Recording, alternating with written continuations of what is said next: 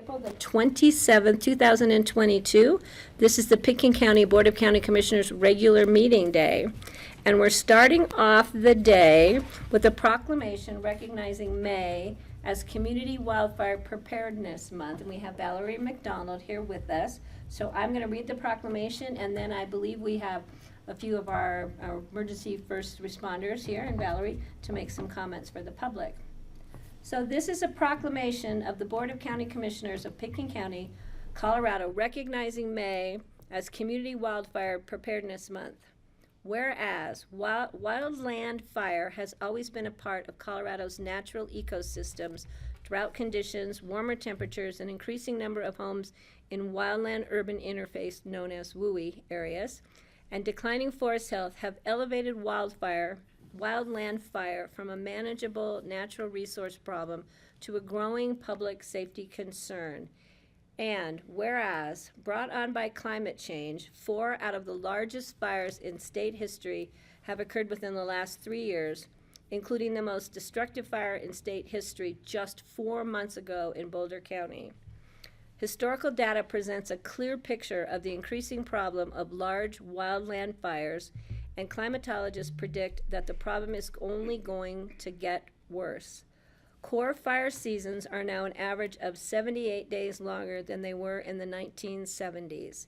And whereas the National Weather Service forecast states that there will be above normal temperatures with near normal precipitation through August, with little to no change in the current long-term drought conditions, which is abnormally dry.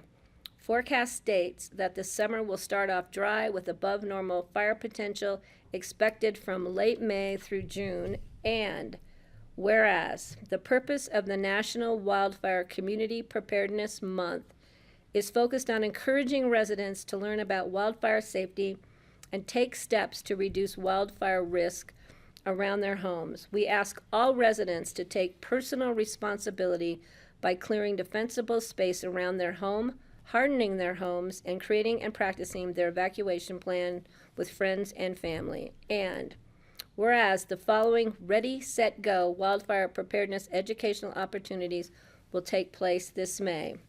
Pitkin County Sheriff's Office and Emergency Management Podcast on May 2nd. Carbondale Fire, May 18th. Roaring Fork Fire Rescue, May 14th. Motors on Midland. Aspen Fire Department, May 18th. Everyone is planning additional educational opportunities throughout the summer. Wildfire action guides are available in English and Spanish on pitkinwildfire.com. Please call your fire department for a free wildfire risk assessment on your home. Now, therefore, be it proclaimed, the Pitkin County Commissioners declare May 2022 as Community Wildfire Preparedness Month in Pitkin County. Valerie, thank you for bringing this forward to us. And please, Valerie, I would like for you to speak to the public as to what we're asking the public to do to be prepared. All right. I'll be brief, Patty. Thank you. There are others on the Zoom call that would like to talk as well, but with climate change, our fire danger in the valley is not going away. So our option is to learn how to live with wildfire, and we can do that by getting educated and being prepared, creating plans.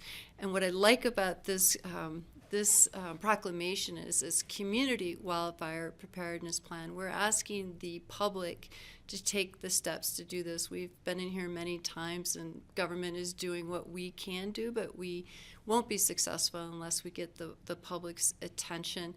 None of the things that the public can do are hard if they're done in advance. If you don't do some things in advance, it's very scary and very chaotic. It will slow you down, which is not a good option in front of a fast-moving wildfire. You can't turn on the TV or read the paper today without seeing a raging wildfire, coming towards structures, homes. I feel like as public safety officials, fire officials, we're getting very loud, and people don't want to hear it necessarily, but getting just very loud. And you know, we're not trying to scare people. You know, I heard some criticism the other day, and we are not trying to scare people, but we're trying to empower people.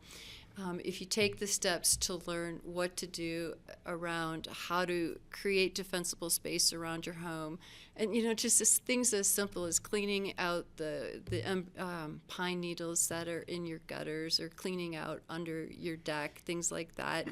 Making sure a fire truck can get down your driveway, hardening your home using fire-resistant material. And then something that's become a real hot button for me, you should do those things. You can buy yourself some time that way, possibly save your home. But as you saw in Boulder County, in a fast-moving wildfire, when it's hot, dry, and windy, there's no stopping those fires. So it's most important that you are ready to take quick action when you get the emergency alert notification or pick an alert, and that you have an evacuation plan in place.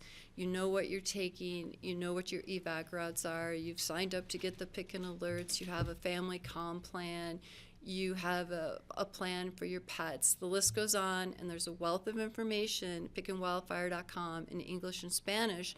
And that's what this month is about. So just in case the public hasn't heard us in the last few years, all the fire departments are, and the sheriff's office with their new podcast that Alex will talk about later, we want to educate the public. Again, not hard if you do it in advance.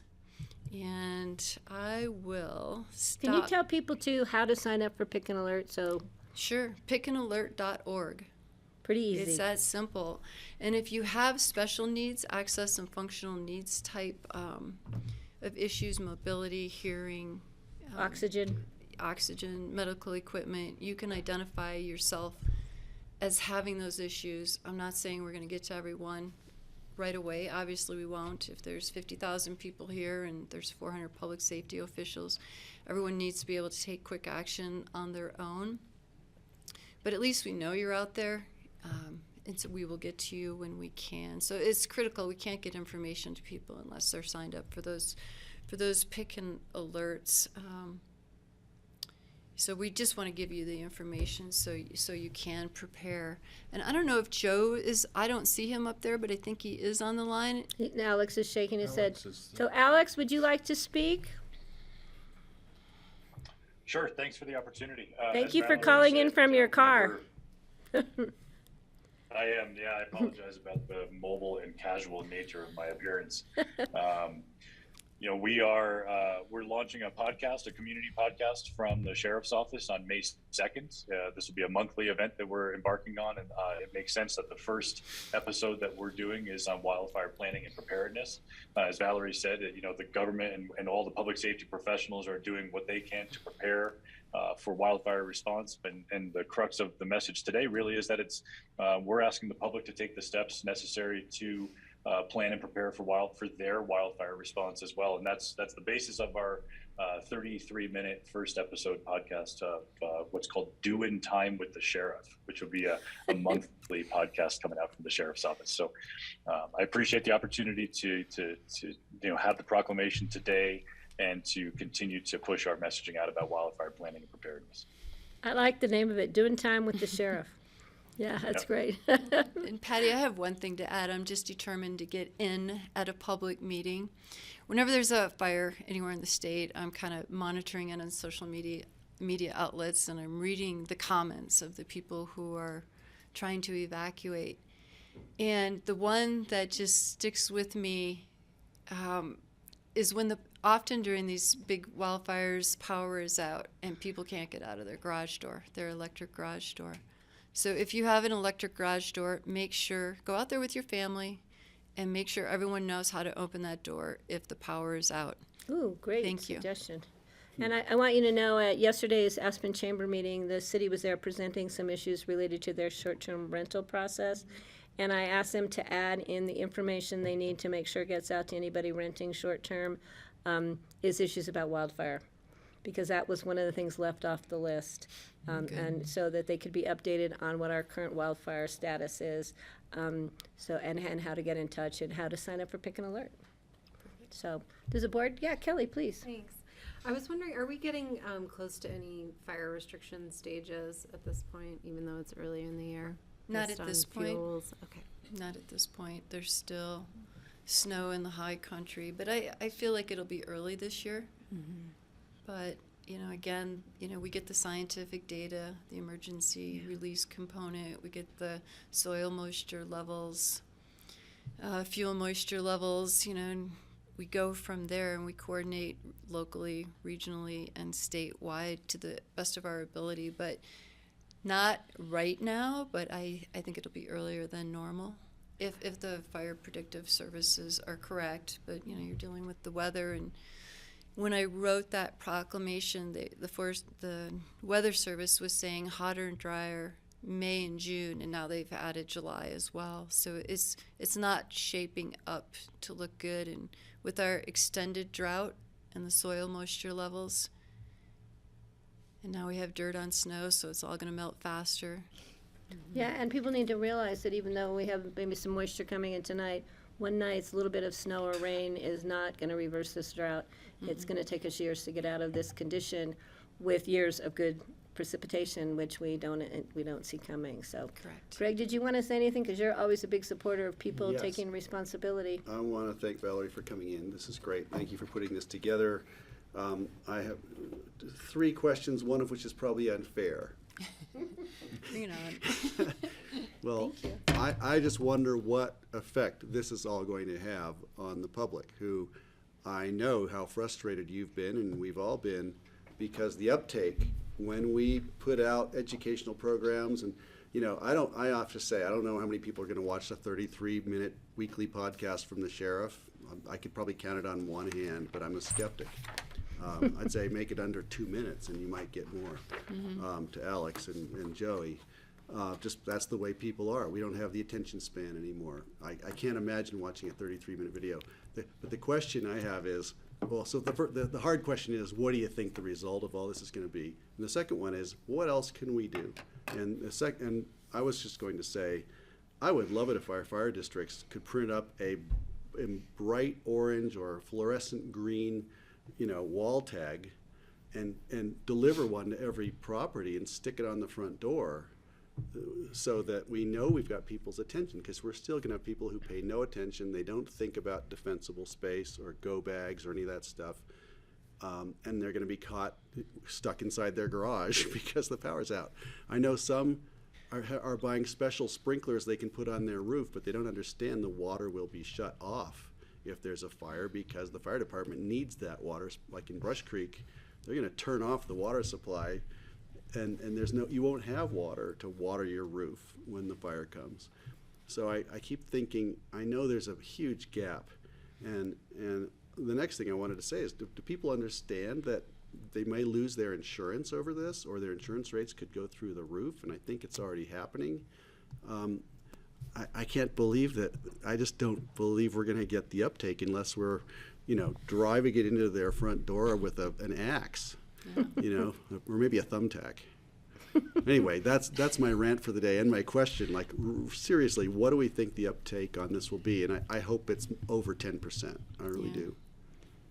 Eternal optimist that I am. I have to be, or I'd have to go jump off a cliff. I'm testing your demure nature. Yeah, today, well, too. yeah. No one has ever called me demure but you, so. No, I've gotten pretty loud.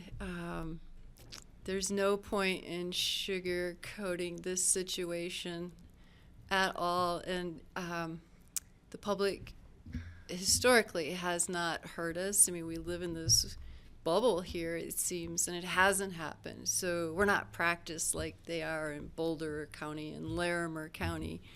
Yeah. I can remember after the Lake Christine fire thinking, okay, things are going to change. Now they're going to change. People are going to hear us. And, really they didn't. I know there are always exceptions to what I say. Some people took it to heart, and I'm sure they did things. Others, this was actually said to me, they just upped their insurance and went upon their merry way. So that's really discouraging. I don't know how somebody cannot look at the news and start to pay attention. Our number is going to come up at some point. It was not last summer, but the summer before. We were the only county in northwest Colorado that didn't deal with our own significant wildfires. So it'll happen someday. It definitely will. But here's the thing, because we do these little incremental things, and you go, oh, did that really matter? And it can be very discouraging.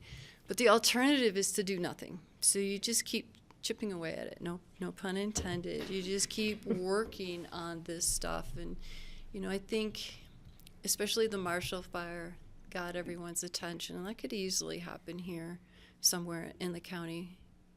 Probably easier Mid-Valley with all the If I could ask about construction. chipping, I know in the past, God. the state has actually helped pay 50% of fire mitigation costs for homeowners. I took advantage of it 10 years or more ago. Yeah. And I think I got a $3,000 check from the state to help pay for my fire mitigation.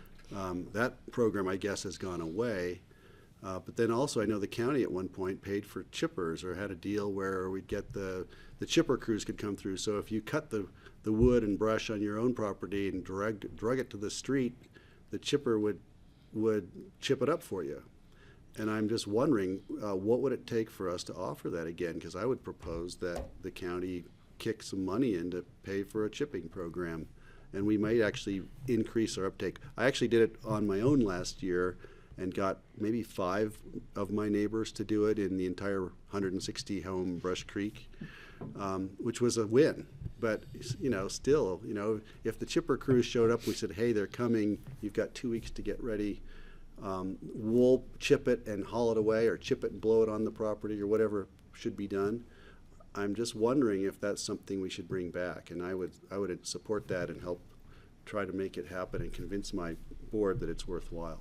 So what would that take? That would take about a staff of 3 and money, which is within your purview. But that's what it would take. I have done those chipper programs before. Nominal, marginal success. Like, did it really make a difference? No, not really. For and some, that was I think it even did for when, me. and even when it was free. That was when it was free. I just talked to an HOA the other day. They were asking me about that.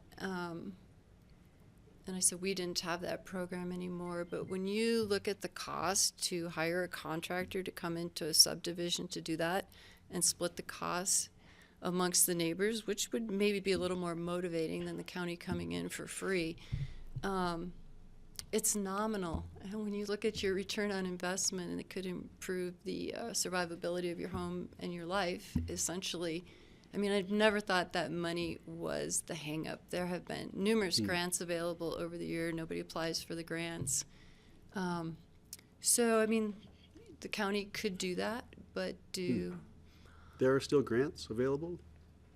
well, there's a lot of money coming. I'll apply.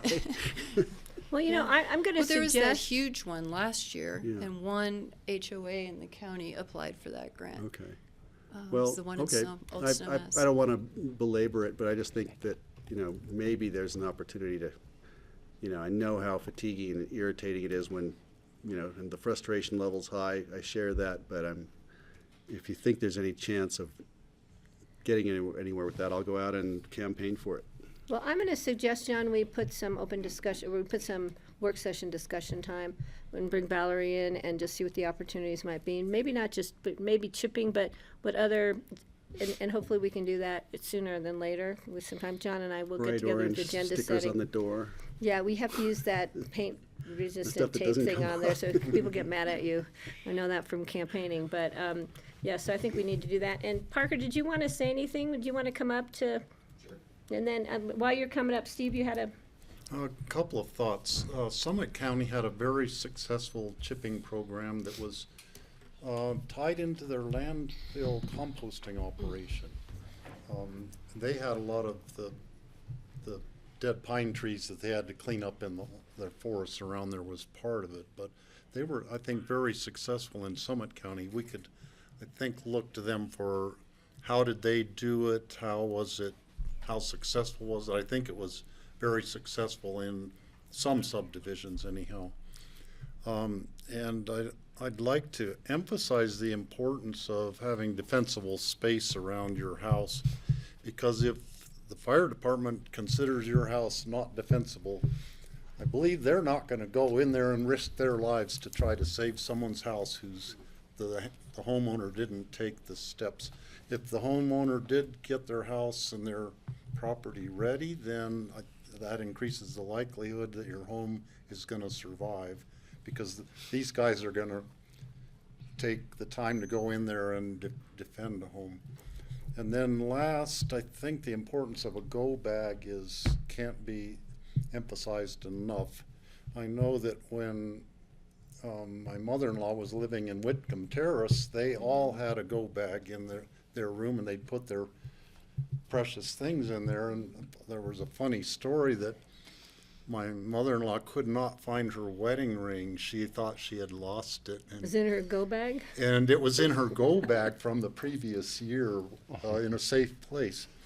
But the gentleman, Robert Sharp, who died in Marshall, his brother figured he was probably going back into his house to get some things, because he had a lot of really precious memorabilia kind of things that he'd collected in his whole life. And his brother thinks he probably was going back into his house to try to rescue some of that stuff, when if he'd had a thought ahead and been prepared, he could have had a lot of that stuff, so he could have one box of things and get in his car and go and save his life at least. But that was unfortunately not what happened in that case. So everybody should think ahead, starting right now, today, with this proclamation.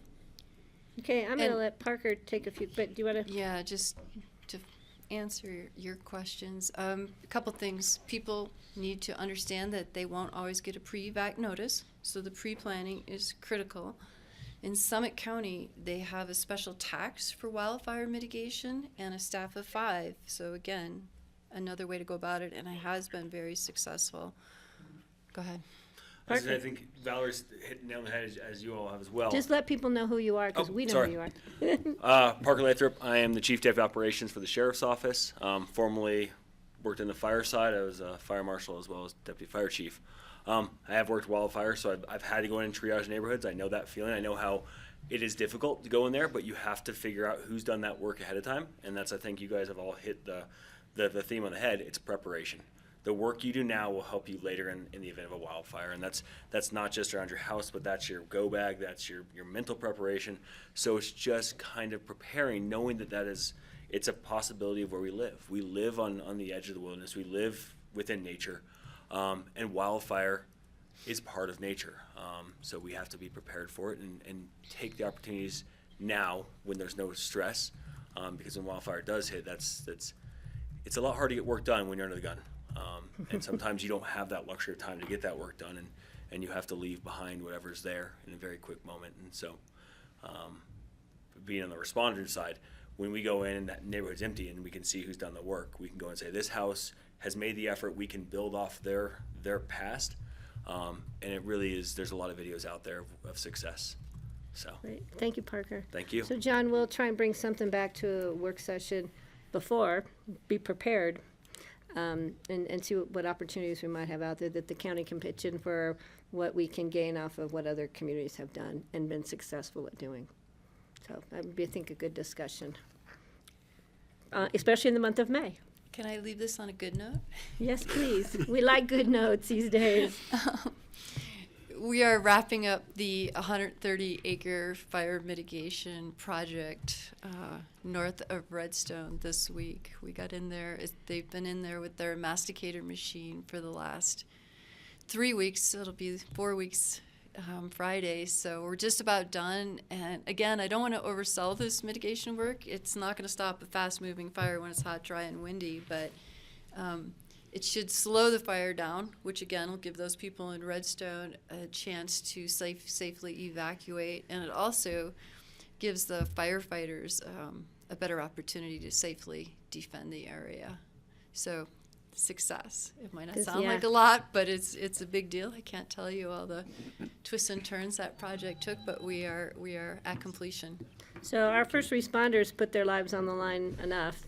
So if there's anything the public can do is to assist the first responders in doing the job that they need to do. So thank you guys. And Valerie, thank you for bringing this forward. We appreciate it. Parker, nice to see you. Good seeing you. Thanks, you for Valerie. giving us opportunity. All right, so we're going to move on with our agenda. So do we have any additions or deletions, Mr. Peacock? No additions or deletions to the agenda today. We will have some changes as we move forward into with specific items as to continuation dates. Yes. But we will do that when those items come up. So now is the opportunity for public comment. This is for members of the public who wish to comment on items that are not on today's agenda. So you can either be calling in or you can be in the room. Are there any members of the public wishing to comment on items that are not on today's agenda? Seeing none, you can change your minds if you want to. We have a few minutes. I'll go to what we have online. Do we have any members of the public who are calling in or zooming in who wish to comment on items not on today's agenda? You need to *6 to raise your hand, is that right? Okay, I'm going to give everybody a few minutes. We have a little time lapse when it comes to technology. Okay. Seeing none, I'm going to bring it back to the Board of Commissioners for comment. Are there any members of the board wishing to comment on items, anything today? Greg? I thought Valerie was very demure despite despite her protestations. I hope you haven't hung out with Valerie. You need to come out with Valerie and I one night, Greg. Oh, no, I don't dare. She does an amazing job at doing a most difficult job. And I think the reason Valerie is so passionate about it is when, you know, we have an emergency, Valerie is the one caught in the middle of it, and she responds like nobody's, I mean, she's amazing, so. Glad Greg, to have her. Yeah. Steve, would you like to? Well, yeah, I'd like to mention that Francie Jacober is not here today because she is attending one of her Wolf Committee meetings in Meeker today. Thank you, I forgot to mention that. And I just wanted to point out to the public that all the members of all the commissioners, we all serve on multiple committees and boards, many of which meet in different places of the state, and all of us spend a lot of time going to other meetings besides our commissioner meetings, representing Picken County across the state. So thanks to all of you guys. I appreciate the efforts that we all make for the county and for the state. Well, I'm going to add to this. Steve will be missing our work session next Tuesday, which we might not be having because we don't have any. Because Steve is taking a much-needed and much-deserved little raft trip. So we all wish. Are you bringing us all with you? We could notice it and we could all come. But We only have a permit for 5 people, Oh. and we have 5 people already. I'm well, then that sorry. throws your wife out of the boat. So, Kelly, would you like to make any comments? I don't have any comments. Okay, and I don't, says we have a rather long agenda today, so let's move forward. So the first item on our consent item single reading are the minutes of April 7th, 2022, and a special meeting, that was a special meeting, and the minutes for our regular meeting on April 13th. I did make some corrections with Julia Ely, just add to some motions, just cleaning up on the regular meeting minutes. Does the board have any comments, or do I have a motion? I'll make a motion to approve. I have- Motion to approve. Second? A motion, I have a second. Further comments? Seeing none, I'll call the question. All those in favor, please signify by saying aye. Aye. Aye. Motion passes 4-0. So we're moving to our consent items. This is a public hearing, second reading. It's an ordinance of the Board of Commissioners approving individual lease agreements with Ava Hartman and Brett Howley for Picken County owned housing unit. And Jody, I think, is here with us. Hi, Jody. This is a second reading. Jody, are there any changes from first reading? The only thing that has changed is that in the lease, I corrected the rental amount, but everything else Okay. is, and that was mentioned during first reading. Okay. Does the board have any comments or questions for Jody? Seeing none, this is a public hearing. I'm gonna open this item to the public. Are there any members of the public wishing to comment on this lease agreement? Seeing no one in the room, and I don't think we have anyone. There was one caller. Is that caller still? Are there any members of the public who are Zooming or calling in wishing to comment on this lease agreement? It is the second reading. You can raise your hand by hitting *6. Seeing no one, I'm going to bring it back to the board. I'll make a motion to approve this ordinance. Second? I have a motion and I have a second. Further comment? Seeing none, I'll call the question. All those in favor, please signify by saying aye. Aye. Aye. Motion passes 4-0. Thank you. Next item is individual consideration items, first readings set for public hearing on May 11. The first item is a resolution of the Board of County Commissioners approving, this is a long title, Jordana, you can come on up, approving the master task order with the Colorado Department of Public Health and Environment for the purchase and delivery of health and environmental services and set forth the terms and conditions under which these services shall be performed by Pickens County Public Health. Jordana is our Public Health Director, and it's so nice to see you again, so please, the floor is yours. Thanks, Patty. So what is the master task order? It really sets forth general terms and conditions between Colorado Department of Public Health and Environment and the Board of County Commissioners in Pickens County on behalf of the Public Health Department to define how we contract with each other in the future using the process of task orders. So the previous master task order was completed in 2017. They're good for up to 5 years. So we are due for our next master task order. So it's a procedural thing, kind of an umbrella for the tasks that we have to do and how we can process those orders, is my Precisely. understanding. Does the board have any questions? Steve, please. Are there any substantial changes from this contract versus the one from 5 years ago? It got a lot longer. I noticed that they had added some information around confidentiality and HIPAA. There were some, I think, nothing substantial, just standard contract language, but they have added some additional conditions to the master task order. Okay, so they updated it, modernized it, maybe brought in some legal things that maybe hadn't been in there or stuff like that. Well, that's good to know that they did their homework on it, so that's good. Kelly, and then Greg. Thanks. I just wanted to confirm, yesterday our question was whether the attorney's office flagged anything or have signed off on this. They have signed off on it. Okay, great, thank you. Oh, thanks for following up on that, Kelly. Right. Greg? I was on the same track and just wondering if any mandates have come down through this new task order that will cost us. Unfunded mandates is what popped into my head when I first saw this. So there's no, this is just how we contract with each other. There's no actual scopes of work for any expectation of delivery of services with this master task order. Okay, great. So we're good there. And so the board knows, we have Laura Maker here from the attorney's office today. Johnny Lee was unable to attend, so Laura is at our beck and call on Zoom meetings today. So Laura, thank you for being here. So if the board has no other, this is a first reading set for second reading, public hearing on May 11th. Do I have a motion? So moved. I'll second. Oh, I have a motion and I have a second from this side of the table. I see no further discussion, so I'll call the question. All those in favor, please signify by saying aye. Aye. Aye.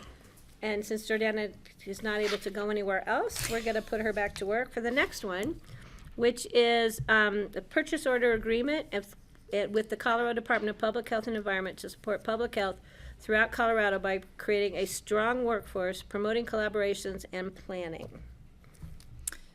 Yes, so this resolution is what would allow us to accept this purchase order, which funds LPHAs from a pot of funding that comes through the federal CDC funding to the states, and then each local public health agency has been slotted to receive $141,473 in order to support the public health workforce around COVID-19. So we would use these funds to continue to support and pay for our COVID-specific staff that we have right now, and this would cover between 3.25 and 3.5 additional months of funding for those 6 staff. Great, thank you. Any other questions? Seeing none, this is a first reading set for Public hearing, second reading on May the 11th. Do I have a motion?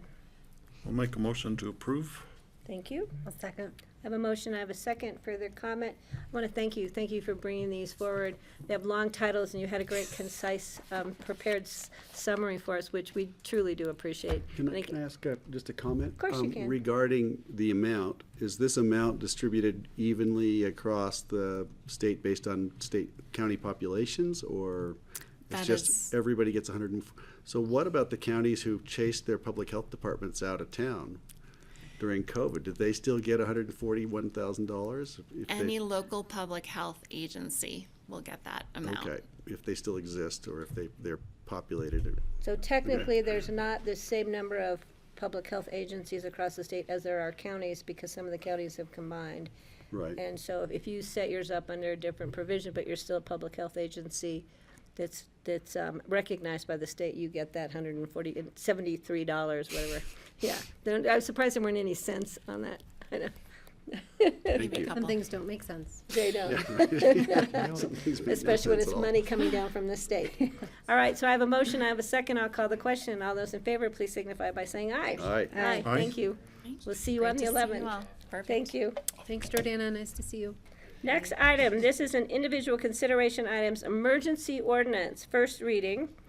This is approving a lease agreement between the Board of County Commissioners and Recovery Resources for space at the Michael W. Schultz Health and Human Services Building. And I think we have Lindsay Mace, who's here from our Human Health Services, to help us move through this emergency ordinance. And the floor is yours. Nice to see you. Great, thank you. Nice to see you all. And there's Jody. Jody, go ahead. You go first. Oh, we I'll got go both of forward. you. I'm like, Yeah. Thanks. Jody Smith, Facilities Director, and as the title states, this is an emergency ordinance to lease space with resource recovery. I'm going to give a little bit of information on the lease, and then I'll have Lindsay jump in and talk about how we got here and the reasons to help you with the potential of approving this. So Resource Recovery has actually leased space in Health and Human Services for several years now. They're a good tenant. They ran run the detox center, and then they have some support office downstairs as well in Suite 110. This new lease is to propose adding and taking over the Aspen homeless shelter, which was vacated at the end of March, on April 1st, where they would be taking over and occupying 4 leased offices, which will bring them down. The detox center will come down off of the back of the building and be part of that suite, which will be Suite 107, 8, 9, and 10. And they'll have their whole operation down on that main level then for really good customer service to the clients.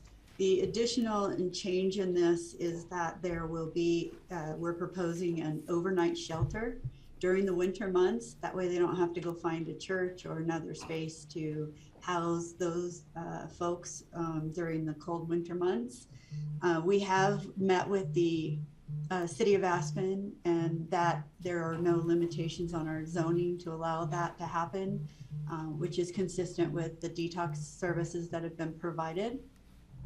The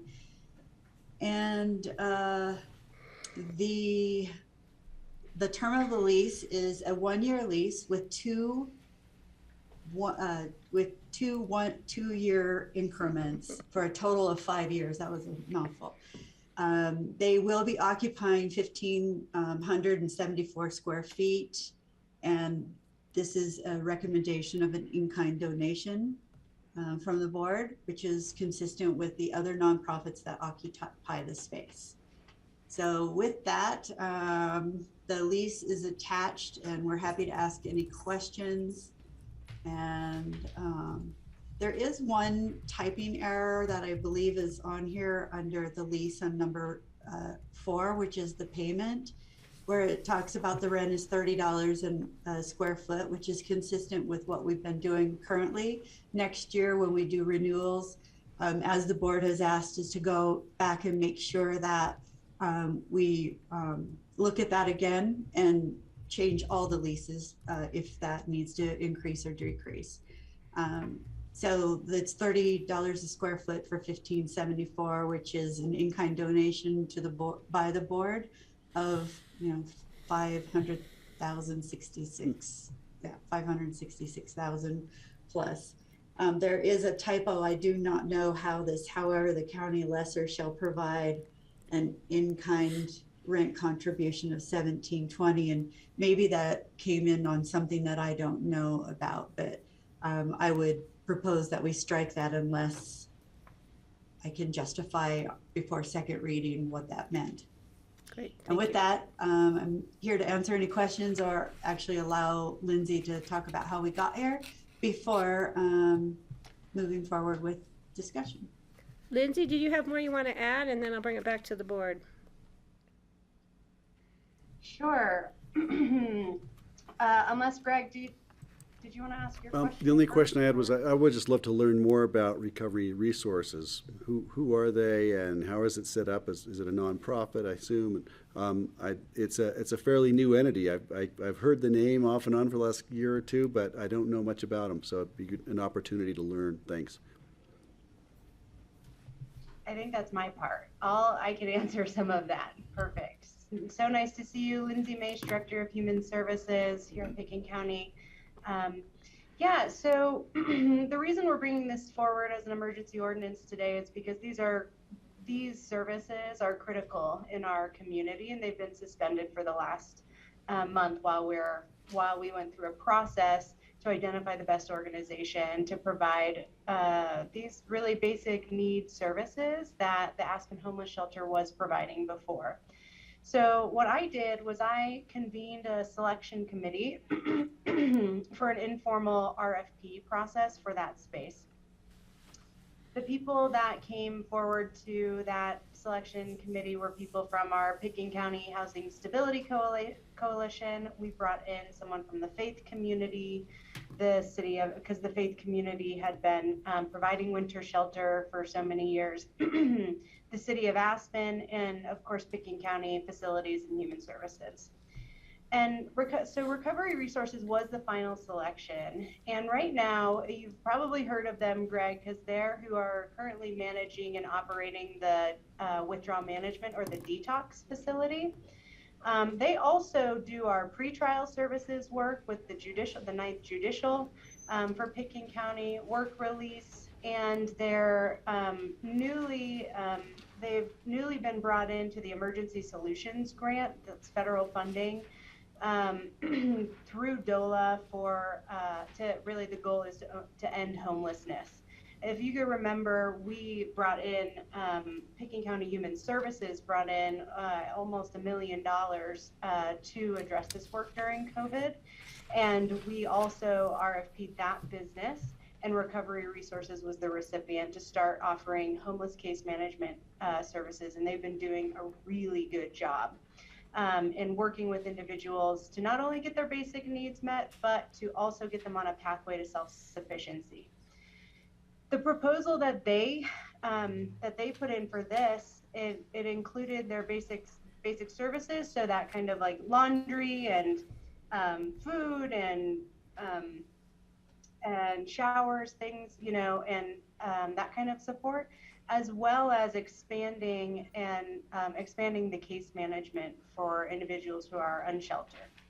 And in their proposal, as Jody mentioned, they'd like to run the winter overnight shelter out of the space that they proposed. And that's a big deal, because that's something that every winter we run into this issue. And if you remember, in this last winter, we actually had to shut it down because there wasn't enough funding. There's a lot of restrictions in the faith community around how we can use the space. So if people show up and they're under the influence, they can't receive services there. And this would be a way where if we had detox and the day center and overnight winter shelter in that same space, that we would be able to provide those services in tandem. They would be able to do that. So Yeah, so the Pickens County Housing Stability Coalition had some, they did some strategic planning a couple of years ago before COVID happened, and they continue to identify they'd like to identify a brick and mortar homeless shelter for the winter months. That continues to be a goal, and as well as expanded case management. So we really saw that this proposal was going to fit into the priorities of the housing stability, the Pickens County Housing Stability Coalition. Let's see, what else do you want to know? Let me stop there and ask and see if you all have any questions. Greg, did that? Okay. The board have any other questions? John, please. The only thing I would add to what Lindsay said, Recovery Resources actually formed in response to our initial RFP for detox services. And so they've been very integrated, I think, with county services as they've been growing. I was thinking it'd be nice to meet Janelle sometime. I don't know Yeah. if she's on. She's not on the call, right? But someday. They've also been very beneficial in helping us some of our grants Right. and helping us be able to utilize those grants in the appropriate manners. I think Laura has her hand up. Yeah. Laura, you have a little hand up there. Yes, Laura, please. And then Steve, you can go after Laura. I just wanted to follow up on what Jody had mentioned. I had flagged this as an issue. I'd done some basic math, and I think what was intended in that paragraph for the payment, when it mentioned 1722, I think that was intended to say 4722 monthly. If you do the math, that adds up to the total. So I think it's just a small typo that should be corrected to read, instead of 17,220, 47,220 monthly. Great. Thank you, Laura. Steve? So I'm curious about, this is in the same place as the day room for the homeless right now. Typically when it would be in one of the churches, the homeless shelter in the wintertime, they couldn't get in there until a certain time in the late afternoon or evening.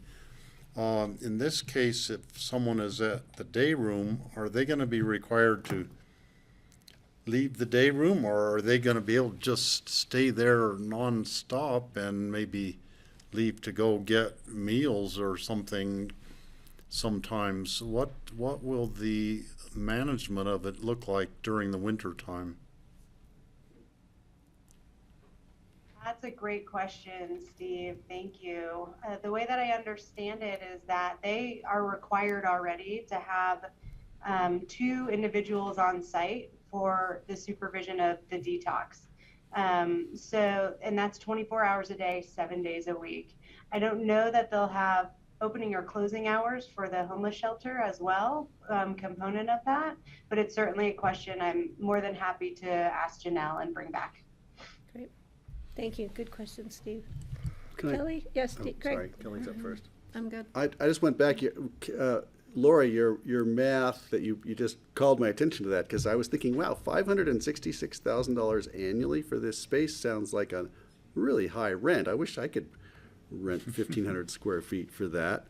Not that I have a rental of that size, but the rent, it says, is $30 per square foot per year times 1,574 square feet comes out to $47,220 per year. Okay, so I'm not sure what this 566,000 is. So somebody's gonna have to explain this to me, or we've got to fix that. I'll fix that on second reading. Thank you. That was our Thank you. in-kind donation, so it's making us look really good. Yeah, I don't know how that works. Maybe that's calculated on what they'd be paying downtown. A market rate would be closer to that. Yeah. So thank you, Jody, if we just have those clarifications. So this is, I do have a few questions. First, have we tried to involve Snowmass Village into help fund or contribute in some way to this? Because I have a feeling that maybe not, the homeless are not just an issue for Pickens County and the city of Aspen. Maybe that's something we should think about in the future, is reaching out to Snowmass Village to see how they might want to participate in this effort. Okay, That's really important. Thank you, Patty, and I'll definitely be reaching out to Town of Snowmass Village to ask about that. Thank as you. we move forward. The second thing is, why are we doing the confirmatory reading on June 8th? Is there a reason we're moving it, and we can't do it, not on May 11th, please, but maybe the second meeting we have in May? Is there a reason for June 8th? Usually comes back to us at our next regular meeting unless there's an issue. I mean, if you guys are fine with the confirmatory on June 8th, I just was wondering if there was something we needed to know. We can double check with Jeanette and Julia and see if there was a reason for that and move it forward if it's can go sooner. Well, right now, we have to move it to a date certain, so we're just gonna move it to June 8th, unless you guys had Okay. an issue. Kelly? Okay. Yeah, have you heard any concerns from the neighborhoods about opening this facility as a winter and full day shelter? We haven't, but we're due for a Pickens County Housing Stability Coalition meeting. We're past the first quarter, so we're going to pull it together. We have been really transparent with the communications and haven't heard anything from the community about it. Okay. Just so the public knows, when we do emergency ordinance, it takes effect at the time of first reading, which is today. And I think we're doing so that we can gear up this facility to start their nurse services for our homeless population. So that being said, I'm going to return it to the board for a motion. I'll make a motion to approve the emergency ordinance approving the lease agreement between us and Recovery Resources. I'll second. So I have a motion, I have a second. Any further comments from the board? Seeing none, I'll call the question. All those in favor, please signify by saying aye. Aye. Aye. Motion passes 4-0. Thank Jody and Lindsay. We appreciate your being here today. Thank you. Thank you. So much. So next item is an individual consideration items, public hearings, second readings. The first item is the ordinance accepting development covenants executed by the Community Development Director from January 1, 2021 to December 31st, 2021 in connection with land use development approvals. So Suzanne Wolf is here with us today from Community Development. Suzanne, hi. Hello, thanks Patty. Second reading, so we chatted about this a little bit on first reading. Covenants that I have signed, Rye and I have signed on behalf of the commissioners over the last year. As we noted last time, they cover a lot of ground, from caretaker dwelling units to TDR covenants to agricultural buildings and all of those things. I think the only change from last time is a couple of corrections on that table that was in front of you, which were we captured some from 2020 and 2022 on the 2021 list. So really that's all that's changed Great. since we talked last. And Thank you. Does the board have questions? Seeing none from the board at this time. This is a public hearing. I'm going to open this up for the public. Are there any members of the public in the room who would like to comment on this item on our agenda? Seeing none, seeing the same smiling faces out there. I'm going to look to anybody who's calling in or zooming in. If anyone who's online would like to comment, please *6 to raise your hand. Oh, I've been saying 6 and you haven't corrected me. Last time I was saying 9 and you corrected me to 6, so it's 9 to raise your hand, 6 to unmute. They've got it actually on grassroots. Oh, good, so grassroots is, I didn't see it on there, I just saw how you call in. *9 to raise your hand. See, I was- *9 to raise your hand and *6 to unmute once we call. I was waiting for you to catch me. Took you, like, how many public hearings? So seeing no one calling in, I'm going to close the public hearing on this item and bring it back to the board for a motion. I'll make a motion to approve the ordinance of the BOCC accepting development covenants executed by the Community Development Director from January 1st, 2021 through December 31st, 2021 in connection with land use development approvals. Right, I have a motion, Second? and I have a second. Seeing no further comments, I will call the question. All those in favor, I did want to just look at the list real quick, if I could make just a comment Yeah, on it. sure. I just wanted to point out that we see 5 TDR transactions on this, the type of documents, and without drilling down too far, these are severing TDRs from these sites to be sold on the market and Correct. landed. When the TDR is issued, a covenant is recorded that says, no, prohibits future development on the property. So that's what those covenants are. Got it, okay, thank you, It's not technically new ones, it's old ones that are just Right. moving forward in Right. the process. yeah. Okay, good comment, though. Okay, Thank now I'll you. call the question. All those in favor, please signify by saying aye. All right. Aye. Motion passes 4-0. All right, moving on. Our next item, we're on the other side of our agenda. And because this is an issue related to the ski company and Pandora's approval, I will be recusing myself, and Kelly is going to take over, and I will be right outside the door if somebody needs to call me to come back in.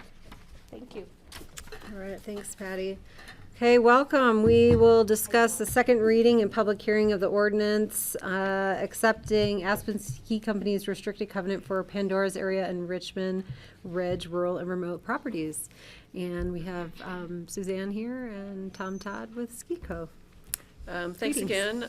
Again, second reading on this, so I know we discussed it a little bit the first time, but this is a covenant that was voluntarily offered by Aspen Skiing Company as part of the Pandora review and approval to restrict the Richmond Ridge properties. We had conversations about the split zoning by being bifurcated by the new ski rec zoning, and so this covenant addressed both the portions within the new ski rec zoned area as well as the portions remaining in rural and remote. So this was offered by the ski company. It was recorded in February, and so the action on your part is essentially to accept this on behalf of the county. Okay, any questions for Suzanne right now?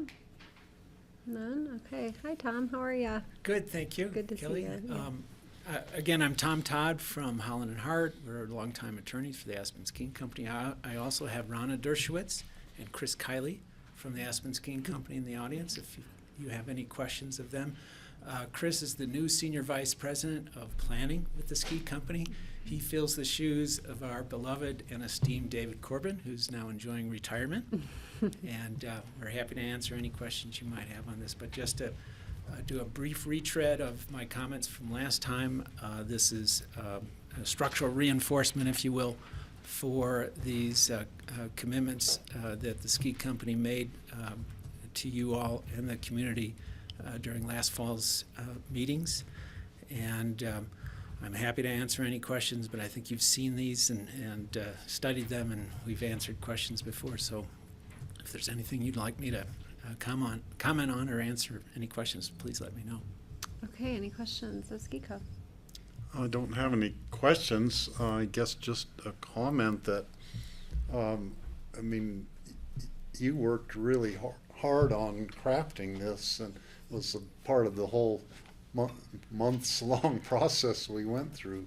So I really appreciate the work you put into this, and I'll kind of reiterate what I said before, that I think this really respects the, what the rural and remote zoning stands for. And I think this was really a good solution that you came up with for this. Thank you. Thank you, Steve. I would Any just echo questions, what or- Steve said. Yeah, thank you. Yeah, I appreciate it. It's nice to see it come to fruition and nice to see it get done. Thank Great. you. And I'm a lover of quotes, and you may recall in one of my prior presentations, I said you never know what you believe in until you put it in writing. And this embodies the ski company's respect for the environment and the outcome of careful listening. So thank you all. I could say that I have confidence and strong faith that the ski company will be a good steward up there, and I think they have been over the years. So I'm glad this is done. So thank you.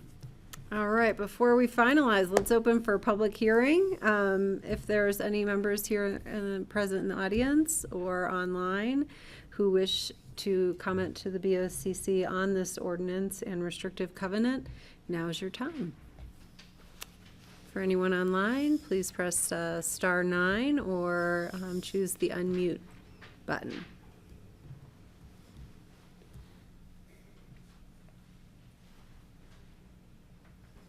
Okay, I'm not seeing any interest, so I'll close the public hearing on this item and bring it back to the board for discussion or a motion.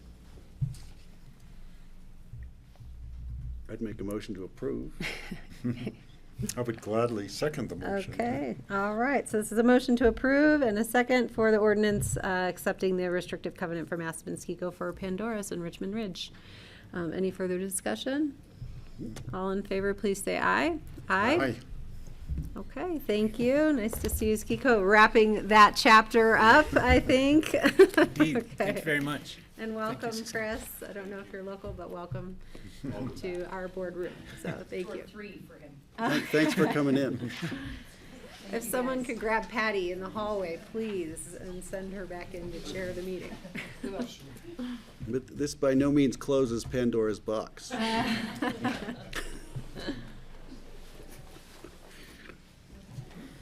a feeling I got to debate it all through the campaign.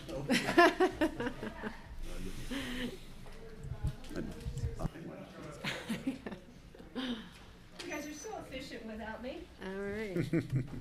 You noticed that.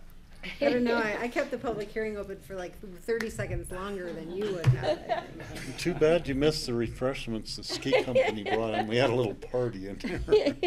No, I got them on the way in, so.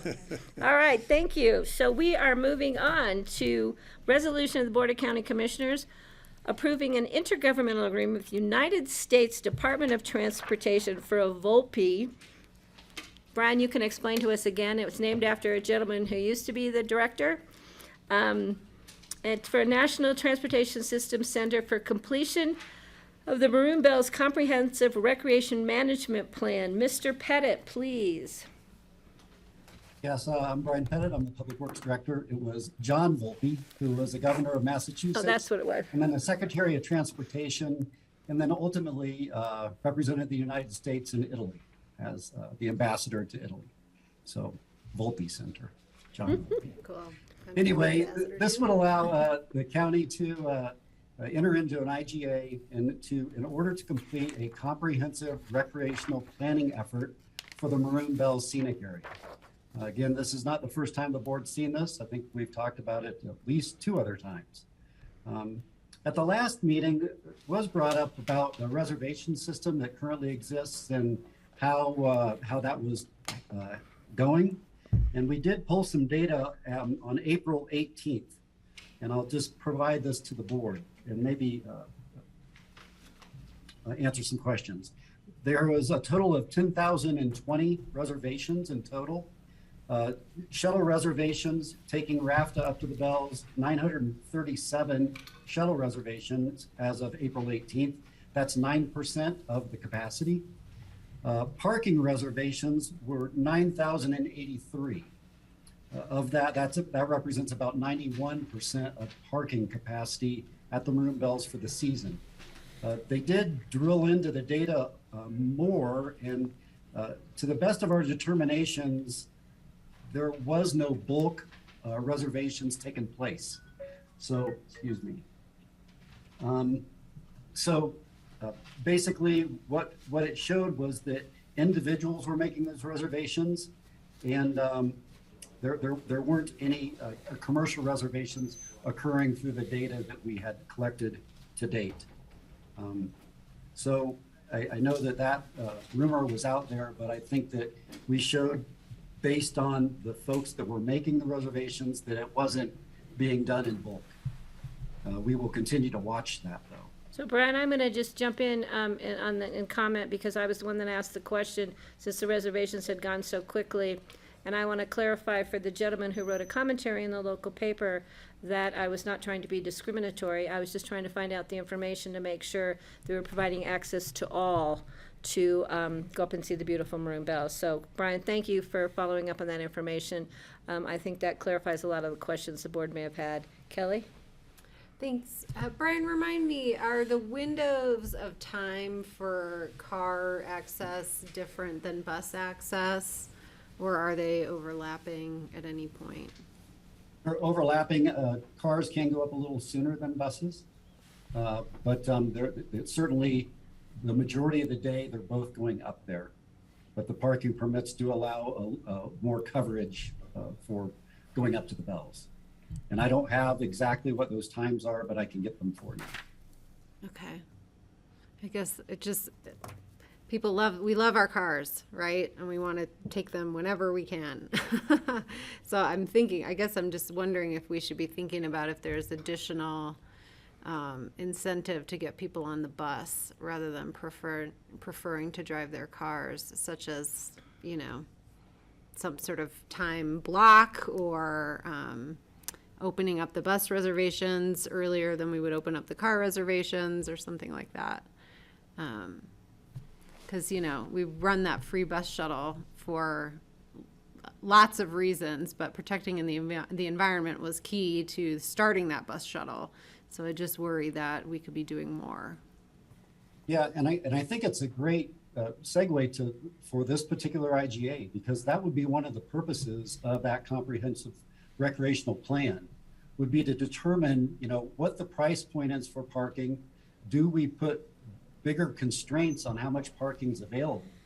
So it really, it's really a blank slate on how we manage access to the Maroon Bells. And we'll be bringing this to the board. I think it's late May for your comments initially, before we start to have a public process with regard to how we manage access. But exactly what you're talking about, Kelly, is the purpose of this plan. All right, I will come with lots of questions that day. That's great, thank you. And I'll get the specifics on access times so you can have that. Okay, great, thank you. Greg? Yeah, while we're on the topic, Brian, thanks for bringing it up, Kelly. I want to make sure that we've got plenty of opportunity, or at least a fair opportunity for senior citizens or people with various disabilities to be able to take advantage. I know the buses aren't always the easiest thing for a 93-year-old person or somebody with a disability to get on. And I'm not sure if these are all ADA, buses.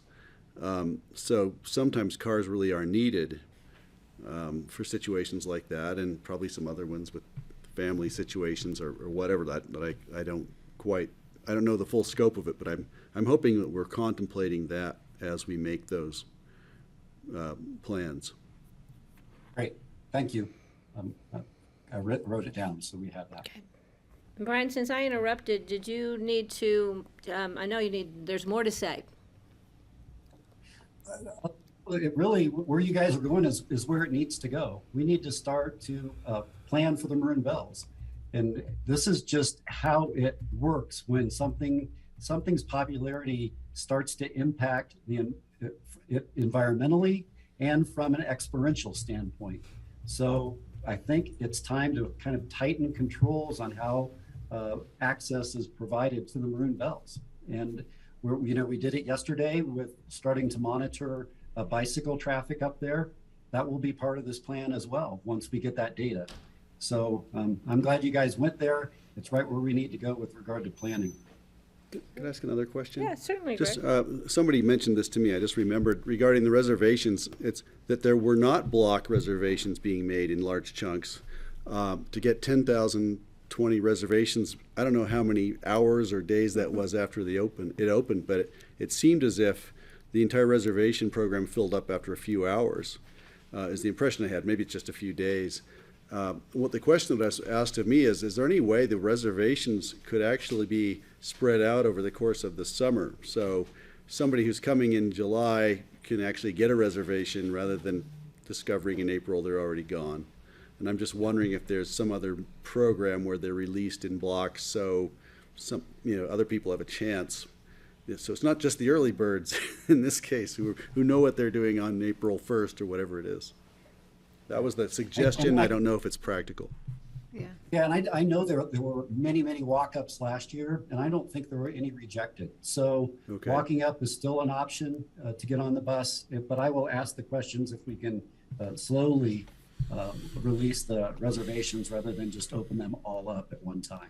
Well, or you open the buses all up so those get filled and then the cars get spread out in order to incentivize bus reservations if the surety of your visit is required. Did you say that only 9% of the shuttle reservations were taken at this as of early date? April 18th? Yeah, so it's interesting. 91% of the parking. I don't know what percentage of bus, but 9% of shuttle. And it just that's interesting.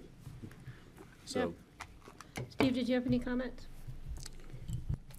My only comment would be, this reminds me of when I was working with Aspen Wilderness Workshop many decades ago, and we were working on a management plan, like commenting on the Forest Service management plan for the Maroon Bells Snowmass Wilderness area. And they had 4 different classifications of intensity of use of areas. And the area around Maroon Lake was the most high intensity use category that they had, and it basically amounted to a sacrifice zone that more people would go there and it would really degrade the wilderness qualities. But then other areas in the Maroon Bells Snowmass Wilderness area wouldn't have as much human traffic, and they had a different classification, and that determined how the Forest Service managed that area. So this is really a continuing outgrowth of that process that they were doing back in the, I think it was in the 1980s or 1990s when we were working on that with the Forest Service. So it's a very popular area for obvious reasons. The Maroon Bells and Maroon Lake could be a national park in some other countries very easily. It is so beautiful and such a nice place. So I think this is a good approach to, working on that continuing problem of everybody wanting to go to the same place and kind of overusing it and beating it up and creating special management problems that the Forest Service is working on solving here. Okay, this is a public hearing. Brian, are you finished? Can I open the public hearing now? Absolutely. Thank you. So this is a public hearing. I'm going to invite any members of the public who are in the room to speak on this item. Seeing none, we'll open it to people who are coming in online. If anybody is online and would like to speak on this item, it's *6 to raise your hand and *9 to raise your hand, *6 to unmute. I need to put that on my screen. no wonder it's so quiet. Yeah. It's hard to run it in person and an out of person, out of body experience here. So seeing no one wishing to speak on this item, I'm going to close the public hearing, bring it back to the board. I will make a motion to approve this resolution approving an IGA between us and the United States Department of Transportation for Research and Technology Volpe National Transportation System Center. I'll second that. So I have a motion, I have a second. Any further comments? Seeing none, I'll call the question. All those in favor, please signify by saying aye. Aye. Aye. Thank you. We are moving on.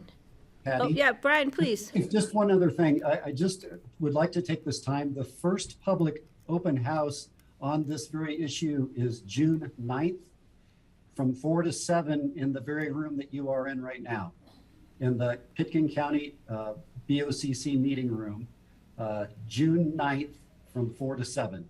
So we hope to get a large public input, and there'll be refreshments there and a bunch more information that I don't have presently. Okay, so Brian, will we be putting that in the local newspapers then to get it public out? Just so it'll be on the county website, but it'll be out in the local newspapers.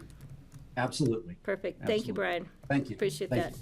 And anytime, we have a couple more meetings till then, you're more than welcome to come on in public comment or ask us to announce that. We would be happy to do that for you, Brian.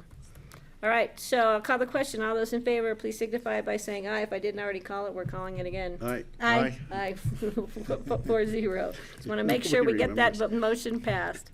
Doubly passed. All right, next we have approving the conveyance of 217 Overlook Ridge, Carbondale, authorizing the execution of necessary documents. And we have a Deputy County Manager, Rich Engelhardt, here to carry this one through for us. Good afternoon, Board. Rich Engelhardt, Deputy County Manager. And as Patty had mentioned, the ordinance in front of you, you have a second hearing today, or a public hearing today, and a second reading on this. And this is to be able to convey the property at 217 Overlook Ridge. And just, again, real briefly, this is a piece of property that the board had purchased as part of a buyback from our deed restricted program. We put it on the open market, and we had a interested buyer. We actually had two, and we ended up working out the terms with the first buyer, and that deals with the ordinance in front of you right now. So there was no changes from our first reading, and so unless you have questions, I'll just leave it at that. Great, thank you, Rich. Does the board have questions? No. And this money goes back into the Pickens County Housing Fund, that's correct? For us to That's use correct. for other projects and programs. John? Yeah, and it's likely that we will seek permission to use this, particularly in the deed restricted program, where we roll it back into helping our employees buy. We have not gone back for that appropriation yet, but I think you can expect to see one. Because the county has two programs that we allow for our employees to be able to purchase some level of housing within a certain parameter.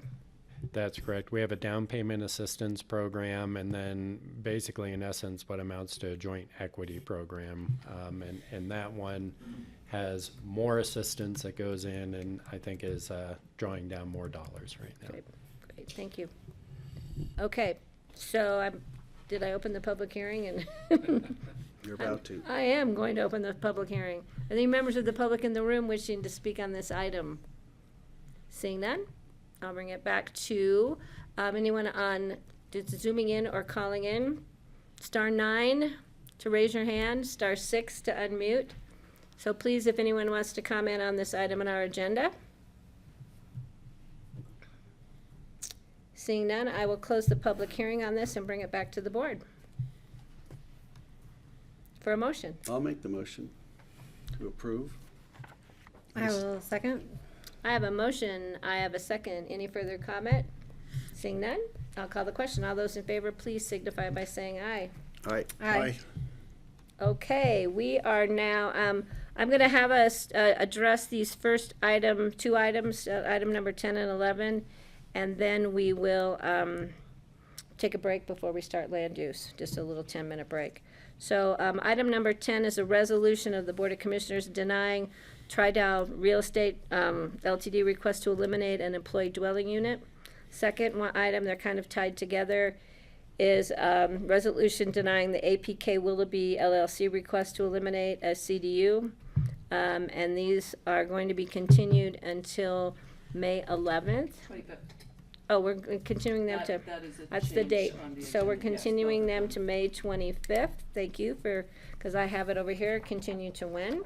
So this is this a public hearing? No. Okay, so we don't have to open and close the public hearing, but does the board have any questions, or can I have a motion to continue item number 10 to May 25th? So moved.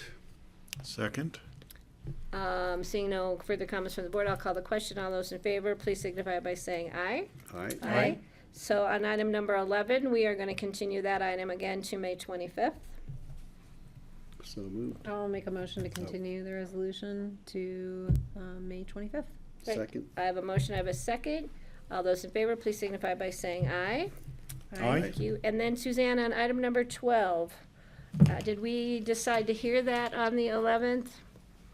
I think Yes, we the plan decided was to keep move it that one on forward. the Okay. 11th, yes. So on item number 12, we need a motion to continue this resolution, approving the Siegel Activity Envelope Site Plan Review designation to Historic Register and Historic Incentives, to continue that to May 11th. This is a public hearing, so just in case anybody is in the room wishing to comment on this or online, I will open the public hearing, and it will be also continued until May the 11th. Seeing no one in the room and seeing no one online, do we see anybody there? *9 to raise your hand, *6 to unmute. Seeing no one, I will bring it back to the board, and we will continue this public hearing until the 11th. Do I have a motion? So moved. Second? I have a motion, I have a second. Any comment? Thank you. I'll call the That is question. going to be a long day. It's going to be, I'll call the question. All those in favor, please signify by saying aye. Aye. Aye. And just so the public knows, we have a very long agenda on May 11th, so we are trying to reconfigure our agenda, planning ahead for May 11th. so that we're not making critical decisions after midnight that night. So we don't think that's in the best interest of the public. All right, I'm going to give the board a 10-minute break, and then we will start our two remaining land use items. So grassroots, we're going to take 10 minutes. Thank you. And thank you. I know you guys have been waiting, but you can also take a 10-minute break with us. And you won't miss anything. Sometimes we just need to get up and stretch a little.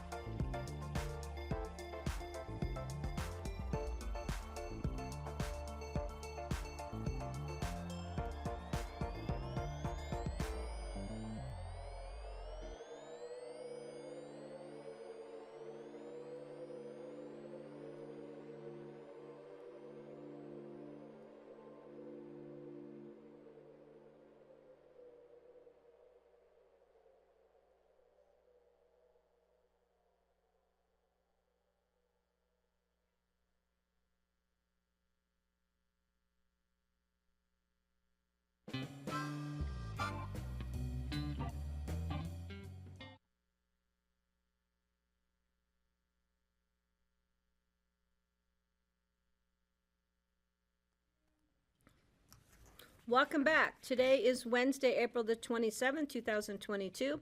This is the Board of County Commissioners regular meeting. We are reconvening after a short break. We are now going to move on to our land use public hearings. The first item is a resolution of the Board of Commissioners designating the Michael K. correct pronunciation, Michow? Mayshow. Doric V. Mayshow Revocable Trust, Vani? Lowen, you guys are giving me the tongue twister. Lodenslager? Loudenslager. I was close. Can you tell I'm from California? And Duna D. Stevens, residents known as the Crystal Farmhouse, to the Historic Register and granting incentives. Thank you for helping me through that, sir. So would you please introduce your group over here, Tammy? All right, well, I'm just going to call them the May Show family. And so we've got Mike here. We've also got Blakely and Christian and Carolyn joining us today. Okay, thank you. So, as you said, the request before you is designation of the Crystal Farmhouse. This is their single-family residence to the Historic Register. Currently, the house is on the Pickens County inventory of historic resources, but they're seeking the further recognition and preservation that the Historic Register status holds. So as incentive, they've requested 1 TDR for this designation. And shown on your screen is an image of the house. Let me see here. And so next on the screen is a map. I thought I could zoom in and out here. Yeah, I tried that. It's not. Oh, on the bottom here. So as you can see, the property is highlighted in blue here. This is Highway 133 and the Crystal River running down the middle of the screen. And then at the top, we have the Redstone Castle. To give you some proximity, the Redstone Castle is about 2 miles north of their property. So this application was referred to the Crystal River Caucus as well as the Historic Preservation Officer. And we also got some letters of support from the Redstone Historical Society and Jeffrey Bear, who went through a similar process. I don't know if you guys recall a couple years ago for his Gamekeeper's Lodge, located in the same area that's also part of the Redstone Castle estate. So just a quick history. This house was designed the turn of century around 1900 by a recognized Denver architectural firm of Boyle and Hernois as part of the overall John Osgood estate. It was constructed in 1900, and it did serve as John Osgood's first residence while he was constructing the Cleave-Home Manor, aka the Redstone Castle. And it ultimately became a dairy farm to support John Osgood and his guests. And then upon John Osgood's death, his wife, Lucille McDonald, inherited the estate, and she faced some financial hardships and so tried to sell off the estate as a whole, but couldn't do that, and so it was pieced off. And one of the first buyers was Frank Mayshow, and he bought the residence that we're discussing today, and that was in 1944. So I'm sure, hopefully you guys are all familiar with Frank Mayshow and his work as an artist, but needless to say, he's very significant and important in Colorado's history and art in general in the nation. And so he utilized this house to raise his family over the years, and he also used it as, he used one of the rooms as an art studio. So it's very significant in that way as well. Upon his death, his wife, Paula, continued to raise their family there, and she was also a very highly influential individual in the Crystal River area in terms of development, or lack of development, I should say, and how we see the Crystal River Valley today. So with that, the property has remained in the Mayshow family for 77 years, which is very impressive. And I should also note that in 1960, Redstone Ranch Acres subdivision was established, and so this property was incorporated into that subdivision. So you can see that on the screen here is these individual lots that were created, and they each have basically a single-family residence on them as well. So there's a lot of information that exists, obviously, on John Osgood and Redstone, as well as this actual house that we're discussing. So I guess just jumping back, this is a great image that was in the application of the Crystal River, or Crystal Ranch. So you can see right here is the house we're discussing. And if I can zoom in, you can also see a gate. This is called the gatehouse. That has been deconstructed, but that was also discussed in the application. Sorry, I can't zoom very well here. So moving on, as I said, there's a lot of information on this house. It's amazing. They've still got the original building plans. And so here are some images of those building plans. Let's see. And it's remarkable that not only do we have the building plans, but that it was actually built to plan, and that today it exists as built to plan. It's really impressive. So floor plans, elevations, and then here are some of the images of the house as it exists today. Let's get you zoomed in. So that's the back side, and then this south elevation, the front door. And then I just did this right before we met. So here's that original image of the whole ranch, and here's the house as it exists today, and I just put it next to the house in the photo, and you can see that it's so similar. Nothing has really changed, which is really remarkable. Was that where the old dairy operation was down below? Yeah, exactly. Yep.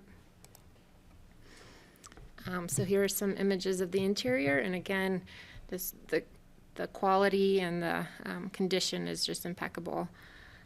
Very few changes have occurred to this house. They've done, I believe, a new bathroom, an additional bathroom, and then just general upkeep, but everything is very minor. They've replaced the shingles to comply with building code, the roof shingles, and had to replace some of the siding shingles. But even so, I think 2 sides of the house still have the original shingles, which is just incredible. So I guess notable distinguishable architectural features include the red sandstone foundations and chimneys, the cedar shingle siding, overhanging eaves and shaped rafters, gabled dormers, and the lattice windows. So here's a couple more images from the application of the interior. All right, and so moving on. So designation to the Historic Register requires you guys to look at these criteria on your screen. And staff relies heavily on the Historic Preservation Officer's review of this house, and so she has drafted an assessment and memo which was included in the packet. And basically, she finds that this residence meets all these criteria. If I were to summarize her letter, and she states that the house is in almost original condition, retaining an extraordinary amount of integrity in all aspects, both inside and out, with only a few minor alterations. It appears today as it did when Osgood lived there and when the Mayshow family took up residence. So the only proposed improvements right now that the family's considering is perhaps restoring the back porch just because of some structural issues. And then other than that, it's just minor upkeep is what they've proposed. So no, new buildings or additions are proposed. Another aspect of this criteria is, does it comply with the Crystal River Caucus master plan? And so we look at the goal in that plan, and it states historical, cultural, and architectural sites are valued and incentivized and encouraged. And so clearly this this residence meets that goal directly. And then the next set of criteria that the board should consider is on the screen here. And that is making a determination of what that incentive should be. And again, the family has requested 1 TDR for the designation. And again, the Historic Preservation Officer has found that basically this house meets all these criteria. The only lacking criteria is perhaps the accessibility and visibility to the public. And as I mentioned, that subdivision has grown up around the house, so you can't see it directly from the highway, although they have had tours in the past, and they've stated that they would like to really pursue ways to provide public access to this house. And so some of their ideas are perhaps hosting occasional retreats and other residences for individuals or small special interest groups. They're also interested in developing a resource library of historic materials on Redstone and the notable individuals associated with the residence, or perhaps working with Redstone Historical Society to offer tours. So we do have the Historic Preservation Officer here, Susanna Reed, if you guys have more questions on the structure itself. But she's found that it meets this criteria and that 1 TDR is an acceptable incentive, and staff agrees with her and therefore recommends the board designate this property. So I'm going to bring it back to the board. Do you have questions for? Yeah. What other incentives does the code offer for historic designation? Microphone, please. Sorry, Greg turned it off on me. What other incentives does the code offer besides a TDR? So the most common other incentive is perhaps building another dwelling unit. So if they had this house on site and they didn't want to, they had other needs, we've approved another dwelling. Or like in the case of the Redstone Castle, more than 1 TDR was provided.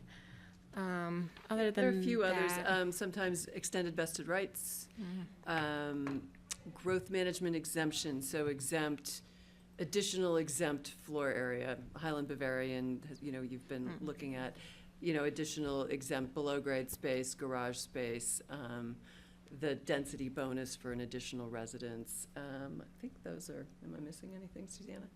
We're all looking at each other. I'm trying to get to the code, but those are the kinds of things that are the incentives. Okay. Got it. And I think, right, you've had this conversation recently, but just to note, right, our historic preservation program is all voluntary. And so it's set up with incentives to encourage people to come in and preserve these historic resources. Okay, but with the exception of this, the rest are targeted towards some sort of new development or additional development on site. In many cases, they have. Yeah, a lot, right, a lot of the requests we've seen usually involve some additional development on the property. Okay, thank you.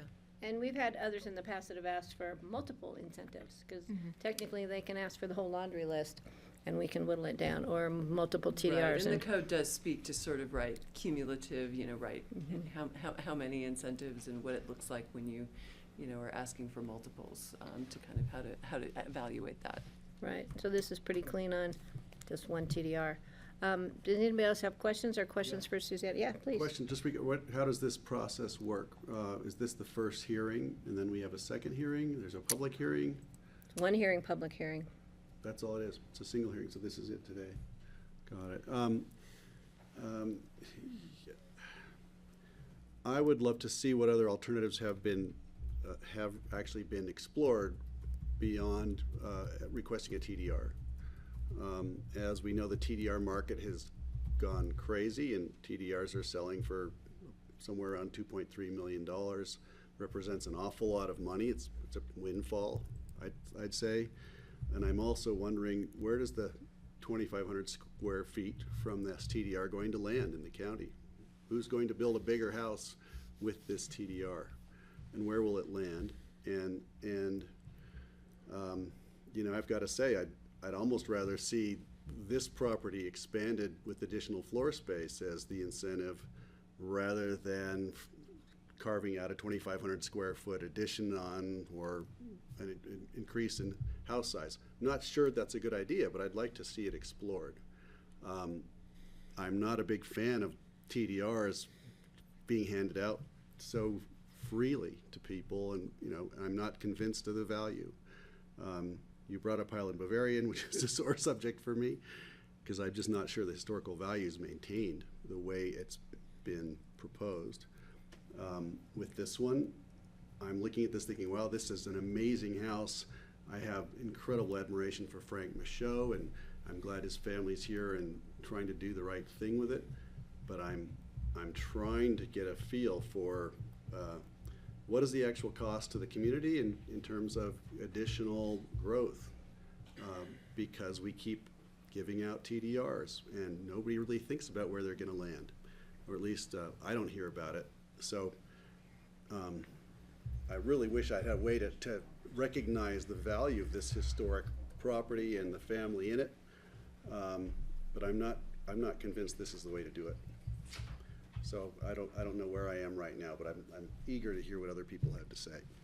Well, having read this and watched the video, I think this is a perfect opportunity for one TDR.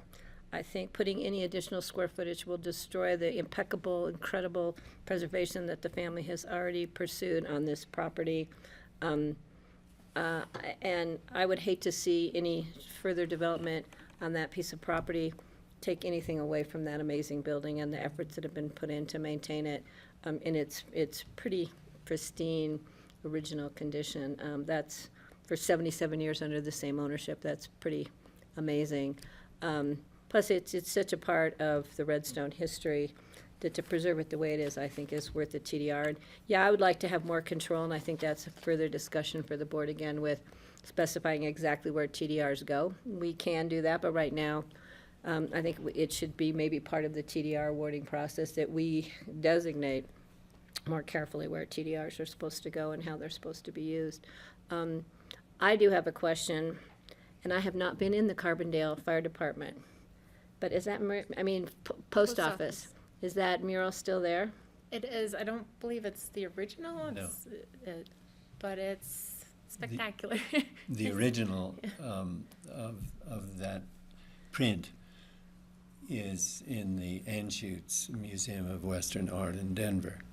And there are two versions of that particular painting, and the original of the alternative of this wild horse race mural is in a federal courthouse in Denver. So they're both in important places, but there is a good print in there. And I just was with my brother's widow, Carolyn, who may have a couple of things to say. Would you just give your name for the public record, sir? Sure. My name is Mike Mayshow. And then the floor is yours. Thank you. Anyway, before the meeting started here, we went over to the library because the library, of course, is so impressive, and credit to Pitkin County for sure in a lot of ways. And for some time, for many years, there have been hanging in the library a lot of fine prints of my dad's work. And so we were really pleased to see that, because I hadn't had any contact with the library for a few years, and I wasn't sure with the renovation and all whether they would still be there. It was very nice to see that. And anyway, I would, while I am speaking, like to follow up on Greg Poshman's concern with just a question about what kind of screening there is by the county of the use of a TDR when it's purchased for doing something which otherwise would be prohibited under Pitkin County's regulations. Just without going into that in a major way, which otherwise I know is a big issue or concern for the county, but at least that process is something that I think we all would want to know is has some health and is at work before someone who has bought a TDR can simply, here it is, and now I can do whatever I want. So that's a question for. If the question's addressed to me, I'm Sure. unqualified to answer it, but I'll throw it to Suzanne. Well, and I don't know if you want to make more comments. I mean, I can certainly respond to Greg's. Right, well, at some point, but Yeah, it's at a some good point, question. but. Okay. Yeah, I want to make a few other comments if you want to defer Is the that. board ready to hear from Mr. Mayshow? Yeah. Okay, please, sir. Okay, well, I wanted to say that those who Tammy Koshin has just made reference to, as I just mentioned to Carolyn, is my brother Doric's wife, now widow, unfortunately, and Chris, sitting next to her, Chris Stephens, is the oldest son of my sister Duna, who lives in Palisade with many of her family around her, but she wasn't, she's one of the owners, of course, of the place, in addition to me. And my sister Vonnie, who is now 90 and doing pretty well, though she, and when you ask her how you're doing, she says, I'm ancient. So I have to persuade her she's a big admirer of the ancients, and so she has to be glad to be in their company. But in any case, except for one aspect of that.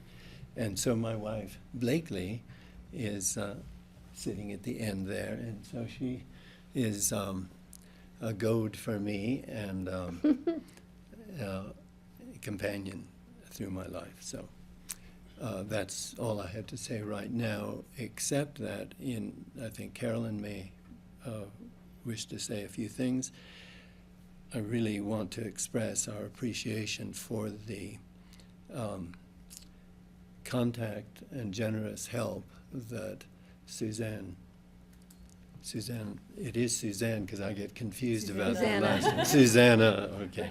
Yeah, has offered us over the years because it's been the family's concern and goal to have the recognition of the house as an important historic property for Pitkin County.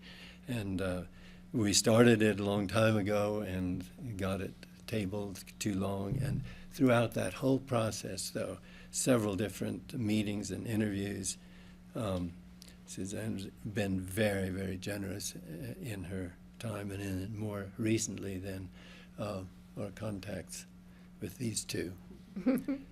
Suzanne Wolf, Tammy Koshin have been very helpful and good for us to experience too.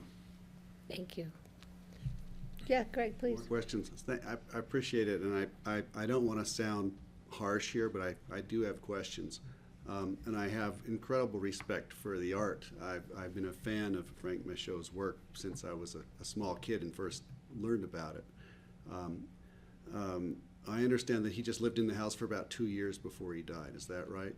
That's right. He was a long-time resident of Redstone. Of course, he grew up in Glenwood Springs and graduated from high school there and all. But in 1937, the principal home for him and my mom Paula and the family was in the house. If you go up above the hill, on the hillside above the Redstone Inn, you see a white house. It was a wonderful property. We liked it a lot. But one of the reasons we changed the residence there, or folks did, was because my dad was able to use the wonderful Redstone schoolhouse, which was empty, because when we lived there after 1937, the place was totally empty of people outside of a couple of caretakers. And so he was able to use the massive rooms, high-ceilinged rooms, for the great big murals that he did a series of. And so when Mrs. McDonald had to sell property in order to, relieve her real estate richness and cash poverty, he had to seek another place, and that was available. That is, our present house was available then, and that's how that move occurred. And that because it has a nice one big room with a nice north light. Yeah. Got it. Thank you. My second question was, I know that when they had to rebuild the castle, they had to put so much money in it to bring it back up to snuff. And it looks like this house has been fairly well maintained, but I also know old houses are expensive holes in the ground to put money in. And so the question I have is, what's going to become of it going forward?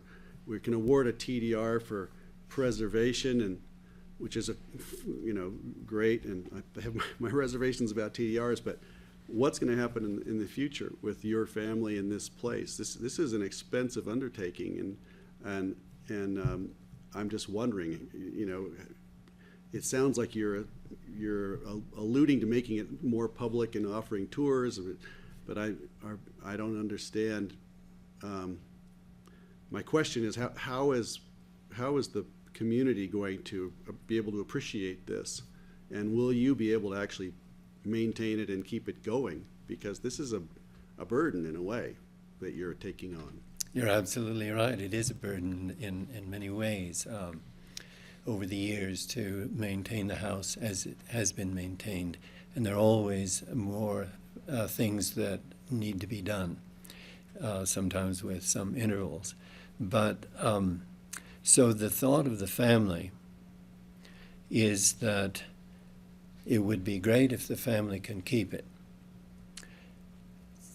to the next generation, Chris and his children, and so on. But to do that, and to sustain that in the family is probably not practicable without some funds that can be used to maintain the place over the years. So that would mean, I think, that if the circumstances are right, I guess if we are granted a TDR, we would anticipate forming a family trust so that the ownership of the house then would go to the younger generation.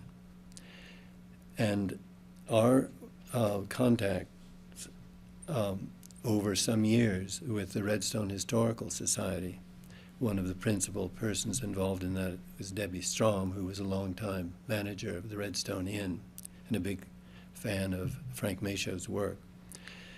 We've had tours, I think, as was mentioned by Tammy, that were organized with us in connection with the Redstone Historical Society. And we expect that to continue, obviously on a limited way. It would still be used by the family principally, but it would be it is something which we would anticipate being set as a reason for preserving the house, to have it available for tours in connection with the Redstone Historical Society. And there are other also possible uses which Carolyn, I think, has had a lot of thoughts about, to maybe occasionally offer it for a retreat to writers or artists, some of whom may be interested in the valley itself. My mother was very active in the Crystal Valley Environmental Protection Association, as I have been too. So the significance of that side of the heritage is something I think that still would be maintained, but peripherally, but still significantly, I'd say. So that is kind of a sketch of what we would anticipate as a family, as a kind of tenet for the use of the house going forward. Right. Thank you. My next question would be, do we require, in something like this, do we require any sort of formal agreement regarding preservation going forward, or working with the Historical Society? Is that part of this? And should it be? That'd be my next question. We record a covenant that speaks to the preservation and protection of it, of the resource. Right, if anything related to, wanting to encourage tours or something like that, you would capture, I think, as part of the, the designation. I mean, it could also be a part of that covenant as well. But, so the covenant is that layer of, Right. of protection, additional protection, that speaks specifically to the preservation. If the Michaud family was forced to sell the property, much sooner than anticipated, how would that approval and TDR and the covenant move forward with the purchase or the sale of the property? I mean, the historic covenant runs with the land. I mean, it will run with the property. So if the property is sold, it will still be subject to the terms of that covenant and the approval. The TDR will have been, presumably sold, and that's that is done. The That was the incentive has been incentive for them granted. to Right. do it in the Right, beginning, but the right. covenant is what is the, then how we ensure the preservation of the resource. Got it. Okay, thank you.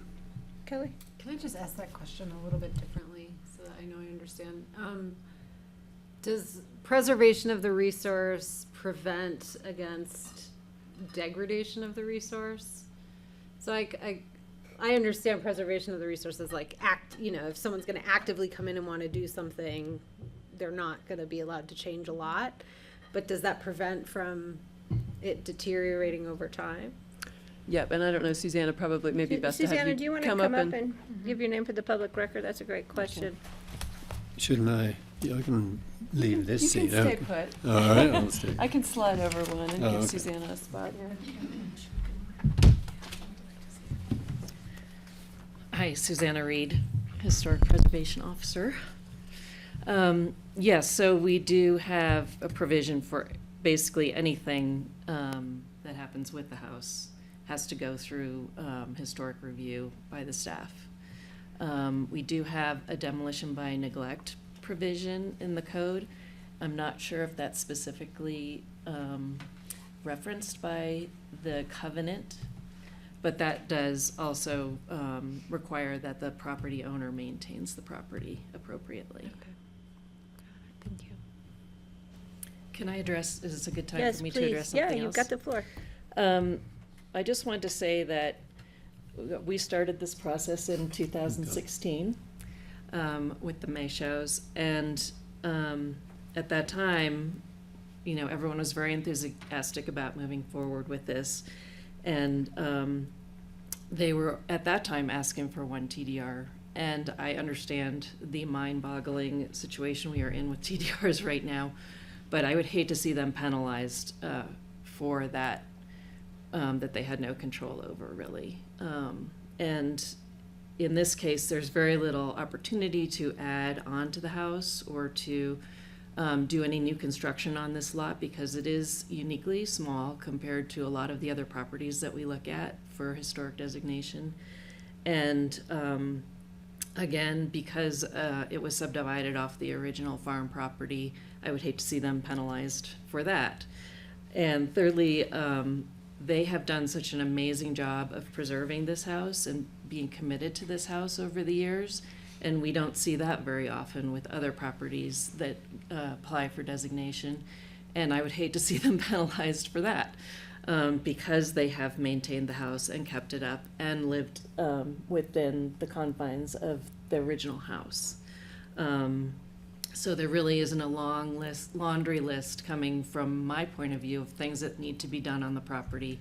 And that's typically the way we find things. And so the TDR offsets some of the cost of doing those things. But because the family has been so committed to this property, I would hate to see them penalized really for maintaining and preserving the property as it is. Thank you. Yeah, I'm going to call you up next. I'm giving you your time. I'm going to make Michael step down and let you step up here. So, any other questions for Susanna? Susanna, thank you. We might be, go, Steve. One question.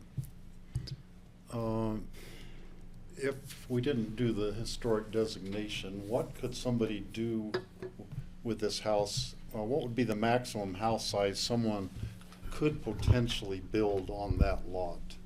Or by an addition to the existing house? I'm trying to think of, to me, worst case scenario, someone would demolish the house and build the maximum square footage So what would that be, Suzanne? That's a good question. I guess, Is the it zoning- AR10?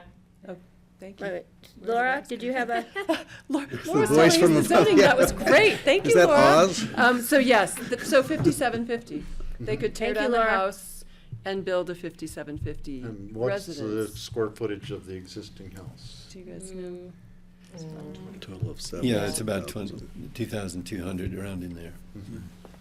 And that's, I mean, just to also recognize too, a different incentive that could be requested. I don't know that this lot could accommodate it and the water system and septic and all of those things on a very small lot, but you know, another incentive in the code is asking for a new 5750 or potentially up to 5750, keep the existing historic residence and build an additional residence. You know, we've seen that, you know, in other cases, usually on a property where there is more room to sort of maintain the historic, you know, house. In this case, if they were to even think about it, you know, it would be right on top, you know, it's a very small lot, so.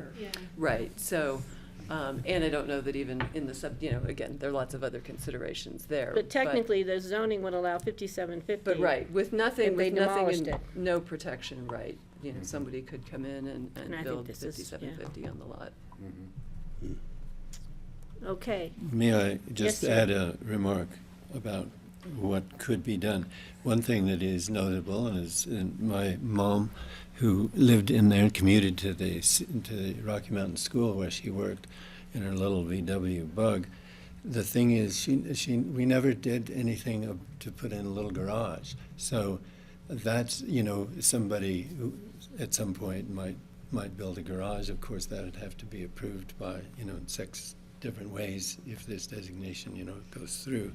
But otherwise, of course, someone, you know, might propose putting, there's the only place that it's conceivable to me that there could be some sort of caretaker unit on the property or some other building would be, you know, sort of off to the northeast.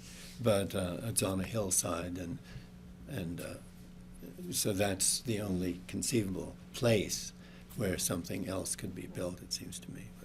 But still, the historic preservation values would have to be preserved for Absolutely, any future development because of the covenant. Yeah. So we'd still have a review process for that. So I'm going to, it's Carolyn? Yeah. Would you please, we're going to like switch family members here.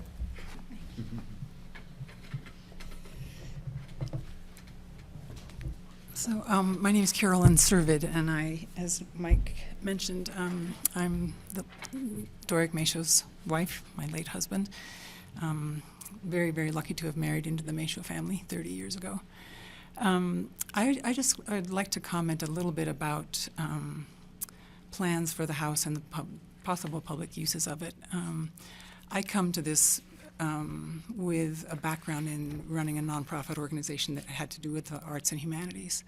Mm-hmm. And I see that house as much as a cultural and sort of cultural and artistic resource for the public, as well as the historic resource that it is, because of the possibilities of engaging people in that space with some of the history that's there, history of Redstone, learning more about Frank Maisho, learning about Paula Maisho, holding significant just retreats. They would be small, because if you imagine a group of people coming in and actually staying in the house for a weekend or 4 or 5 days, whatever, we're limited on how many people we can accommodate, just because there are 4 bedrooms and 2 double beds and 2, some single beds. But in any case, just the chance for a kind of engagement with questions about place, with questions about history, with questions about the sort of values that place sort of emanates. I feel like when you go in there, there's a presence to that house. It's not just an ordinary house. Invite them over.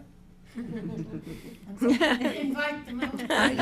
I think she just did, actually. Come on, Site visit? no, I think. I mean, I will say, just that I have invited a number of my own friends there, and to a person. People are deeply affected by that place. It is just an extraordinary place, and to have the history there as well. They love hearing the history of Frank Macho's his career as an artist and his enjoyment of that place in the limited couple years that he had to live there, no fault of his own. Anyway, I understand the conundrum with these TDRs. It's absurd to me that they sell for what they do. And it took me the longest time to get my head around the idea of a TDR at all. Susanna had to go over it 2 or 3 times when she first explained this idea to us, because I just said, what are you talking about? And I very much understand the concern, and I would say from our perspective, what a TDR will allow us to do, I mean, where it lands in Aspen or Pitkin County with an extra 2,500 square feet, I have no control over. But what it allows us to do is to keep the house in the family and to create these kind of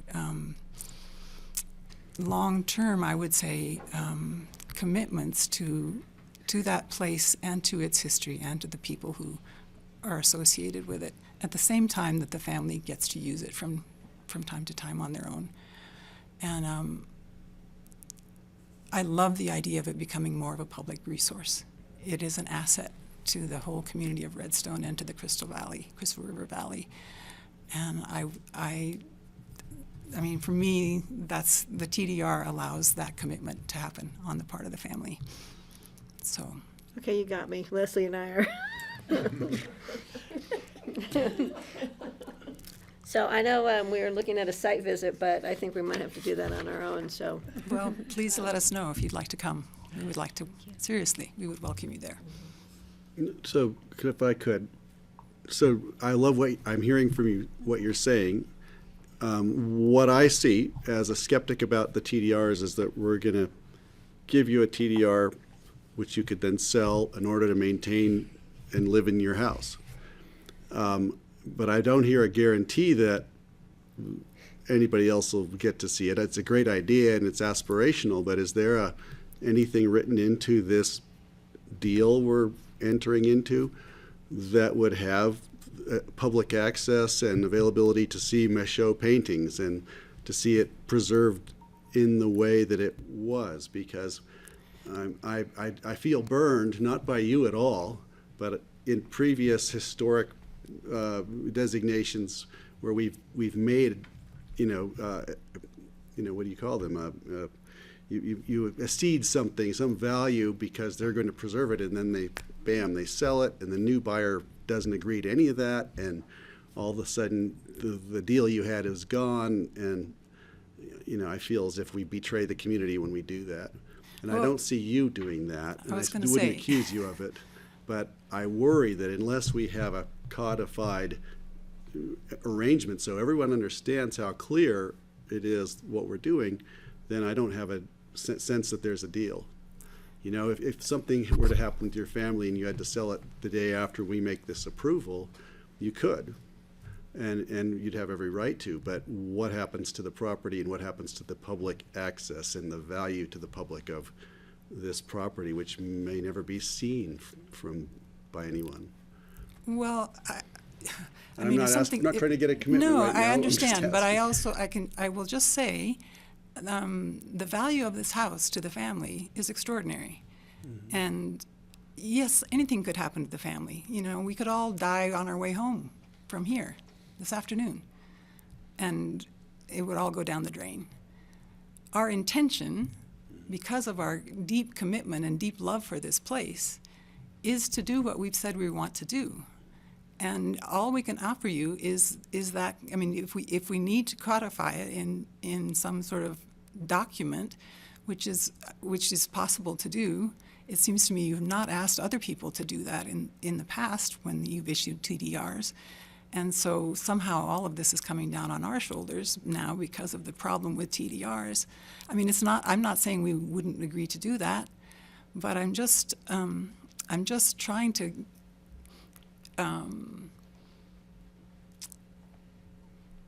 underscore the deep commitment of the family to maintaining and keeping this home if we can afford to do it. The TDR will allow us to afford to do it. I understand that. And so if you trust us, you know, give us a chance to even put the thing together. We haven't put all of these pieces in place yet. We Okay. haven't known whether we haven't, you know, without knowing if a TDR was going to be awarded to us, we haven't put the pieces together. We have the intention of putting it together. And it's a dream that we would love to see come true. Got it. Thank you. I don't want to press you on it, and I appreciate it. I completely believe your sincerity. So what happens if we were to approve this today? What's the next step? They get issued a TDR and the covenants come forward restricting it from future development for the fact that they have to historically maintain it with those provisions. And as far as the public access, I don't know if that's ever written into covenants. Yeah, I mean, I'll join in and Susanna can. I mean, I think it's yes and no. I mean, it's you know, we've had different approaches with different properties. We did have a couple of properties in Emma, right, that weren't, one that was viewable from a public road, one that was totally off of a public road, but there was a lot of discussion about could there be public access, a public tour. School tours for School education. tours, I exactly. remember that Patty remembers. property. So, I mean, there have been approvals where those, you know, sort of specified, well, maybe once a year, if it's organized by the Historical Society and it's part of a historic tour of the Emma area. I just found that language in one of our, you know, documents. So yes, I mean, it has been addressed in that fashion before. We've also had properties, you know, I mean, I think with, you know, the beer property was probably one of the more recent ones that was designated to the register and granted a TDR, and I don't believe there was any sort of, you know, statement on their part or your part about public access, you know, being a part of the approval. So I'd say, you know, we have done it always. You know, again, one of the ones in Emma I mentioned, you know, again, that was viewable from the public road. You know, part of the approval spoke to ensuring that it would remain viewable from Visible. the public road. Right. Yeah, you know, visible. Very And important. actually, in that case, a lot of vegetation had obscured it, and that was removed as part of a restoration of the house. So I think about that when I ride my bike by there and go, yeah, that's great. You know, that was the outcome of that, is that I can appreciate that. But we also recognize this is not a historic resource that's on a public road that anyone would come across unless they were going to somebody's house in Redstone Ranch Acres. Is that a private subdivision, or is it it's not gated or anything, right? No, So it's you not could- gated, Somebody but could it's- drive in there and look at it if they wanted to? Yeah. Right. Which I have in years So- past. On my way to Durango, took a, If I could, I just want to say regarding penalty, you know, you've brought penalty up several times. You began this process in 2016, so I appreciate the work you put in.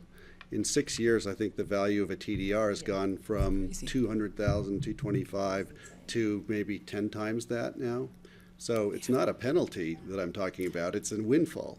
No. And you know, the penalty would be if we didn't offer you the 225,000 you originally were looking at. I don't have that in mind, and it's not something I can do. But I just want to be clear, Susanna, I don't believe that's a penalty. No, And so I was not meaning to say that at all. In fact, I've been wanting to issue like suggest half TDRs, you know, to Thank you. people. I like that suggestion. Yeah. I meant it as withholding the benefit from the family would, in my mind, be penalizing them for things beyond their control.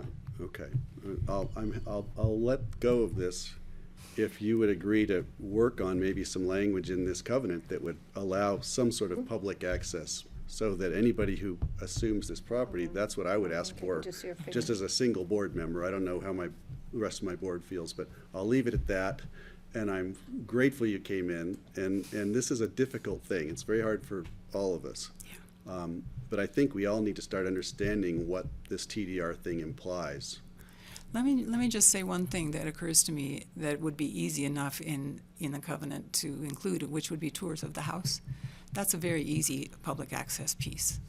I'd feel great if we knew that that was part of this. Yeah, and so even if, you know, if if the family had to sell the house or whatever, that, I mean, the other piece with residencies and retreats and that sort of thing, that's very much that's my vision and my dream, and what I would love to actually let people stay in the house for stretches of time. That's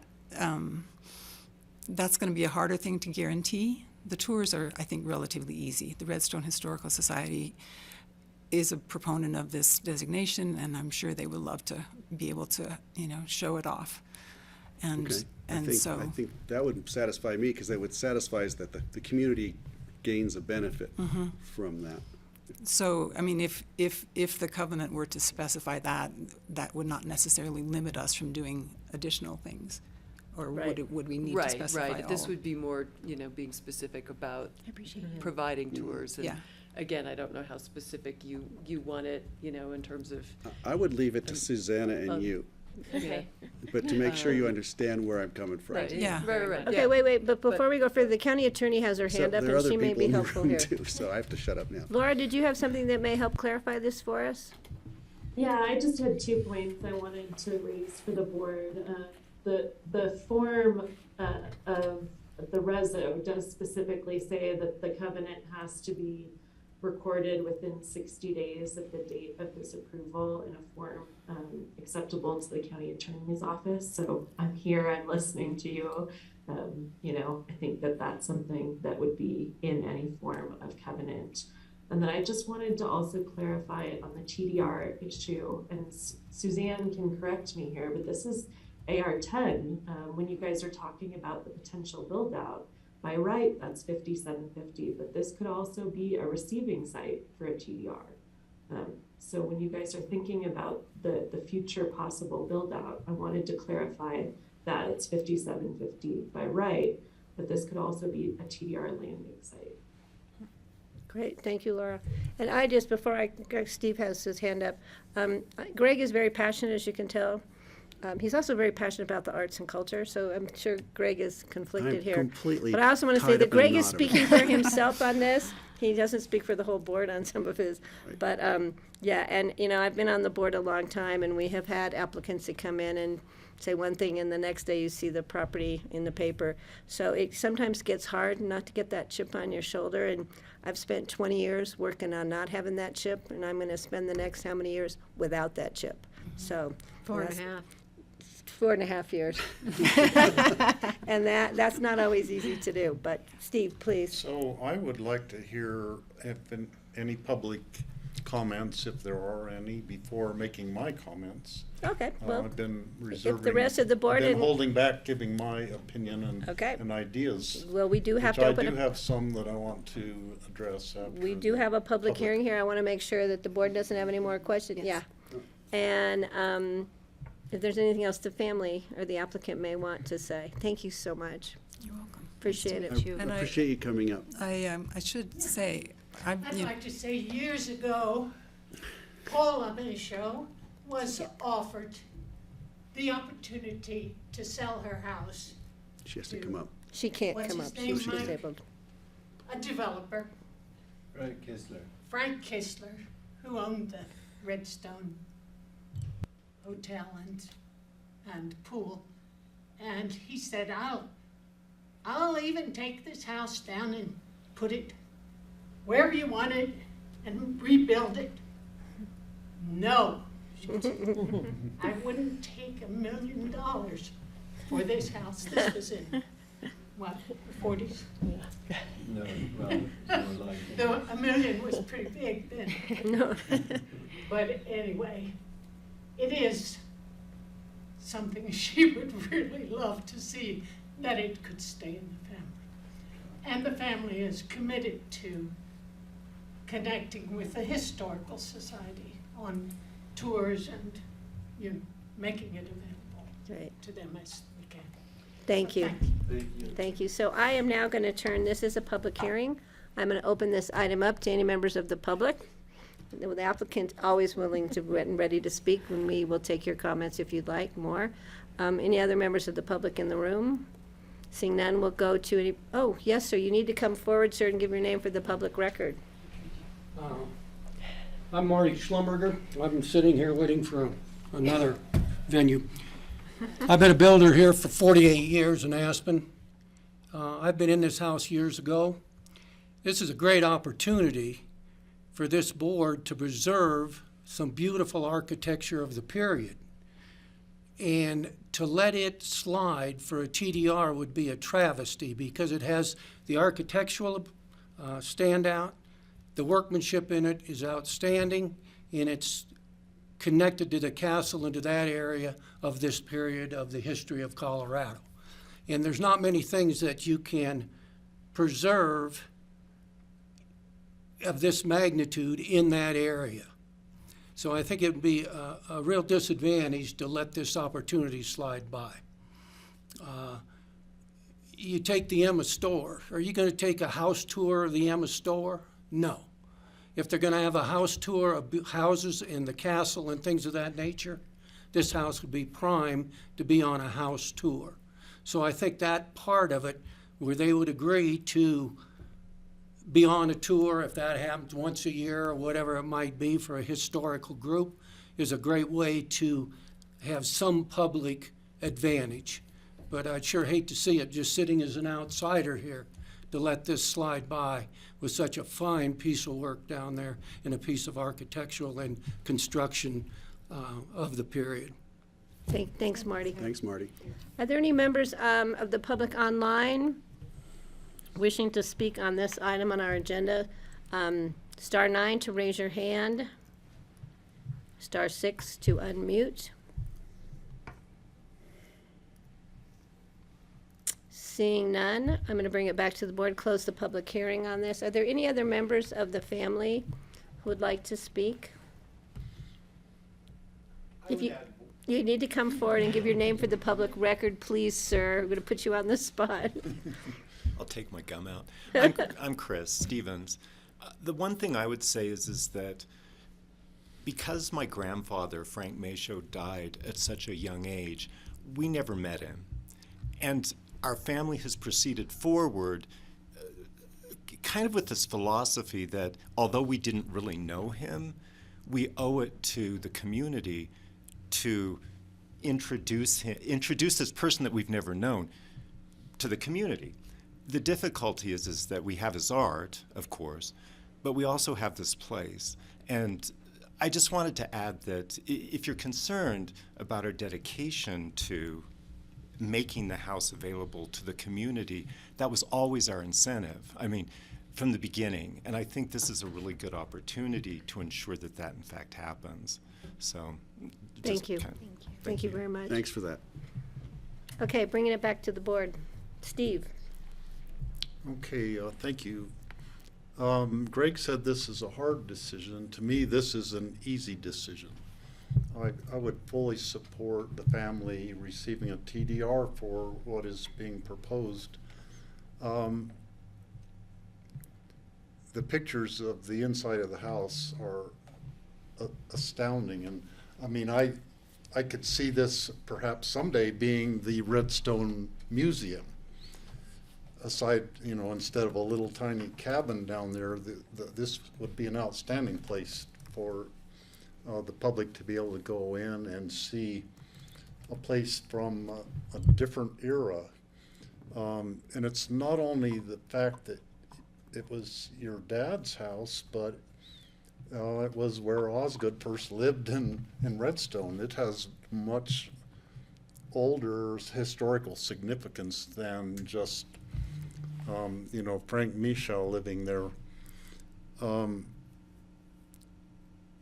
also the fact, I mean, a TDR is a TDR. They have no control over the value of a TDR right now, but I know the struggles that Stephanie Soldner has gone through trying to raise money for preserving her house for, you know, a center where people could come and learn about her dad's artwork. And having the TDR available would solve the financial problem. If you didn't have the TDR income, you would struggle to raise enough money to have an endowment to take care of the house, to preserve it, to tell the message of your dad's artwork and the message of you know, the history of the house and all that this is a really good opportunity, and the money that you can make from the sale of the TDR could pay for this forever if it's shepherded carefully. So I really love the idea of having a commitment to have a certain number of tours per year, or somehow making access to the house to the public part of the deal. Now, the Redstone Castle, Cleveholm Manor, has just those such things in their approval that I don't remember the details of it, but they have a commitment to having public tours and various things. And I think perhaps the way this could be worded could be take some of the wording from the approval for the Redstone Castle to guarantee that there be, you know, some level of public access, whatever it is. And maybe it would only be one tour a year, or an X number of tours per year that would be organized through the Redstone Historic Society, or, you know, something that it wouldn't be necessarily your family's burden to do it, but it could be, you know, the community's burden through the Historic Society to organize the tour. So that's just a suggestion how we could have, you know, have some public access to it. And I know Stephanie's living in her house while opening up for, you know, some public access to her place. And I could see that same thing happening with your family, that you would have a family member living there, and periodically there would be a public event where people are coming there. I think that would be a wonderful way to keep the memories and the history going. Also, I really love the PBS video that your family did from a few years ago, and then I noticed that your brother Doric lived in Sitka, Alaska. We have a bunch of family in Alaska, and I'm sorry that I never got to meet him. But through that video, we got to meet your dad and your brother and your whole family and learn about the history of it. It was really an excellent thing, and I think that video maybe should be played at the, you know, down in Redstone as one of their offerings at the museum there. That would be a wonderful That's a way good to, idea. like, tell other people about the, you know, this amazing place and the amazing people who are involved in it. So I'm going to support this, and I think we, you know, maybe have to tweak some of the language a little bit about the conditions, but I think it's a good application and easy to approve. Thank you. I can tell you that after watching the video, I'm so bad I'm pronouncing Mayshow. So your Doric's way of explaining that to people, he would say may show or may not show. Yeah, but I'm going to show, and I'm going to start searching when I go down to Denver and stuff, where I can follow the artwork, and I'm going to start in the Carbondale post office and the Pickens County Library, of course. But any other comments from the board? I'll comment. Yeah. I'll be much less wordy than my colleagues here, but I'm prepared to support this. I think this is a appropriate request based on our code and what you're trying to achieve here. I will say our board needs to get our act together on TDRs, I think, because we're having some real existential crises even on what is like practically a perfect proposal. So that's on us, right? And then Greg, I'm with you on all your concerns that you're raising. And Steve, I appreciate your clarification on what could happen here, because I'm sort of looking at the TDR as a bit of a net zero. You know, losing this house and gaining 5,000 square feet plus on that property is about the same math as landing a TDR somewhere else in the county. And, you know, these are all hypotheticals, but what's in front of us, I think, is important to preserve, and I'm ready to do it. So does that mean? I'll make a motion. Thank you. comment, Oh, we have another comment. if I could. Yeah, but you have to raise your hand. You've been here so stoic today. Usually I see you go like this on your screen. Greg, please. I agree with what Steve said, and what I heard him say is that he wants to see something in the covenant, and I'm just not sure what that will be yet. And I said, sure, I want you to craft it, but I also want to hear about it before we approve it, if possible, so we know what we're talking about. Is that possible? Well, I think what's appropriate is to add a condition to the resolution, which will then also carry over into the covenant.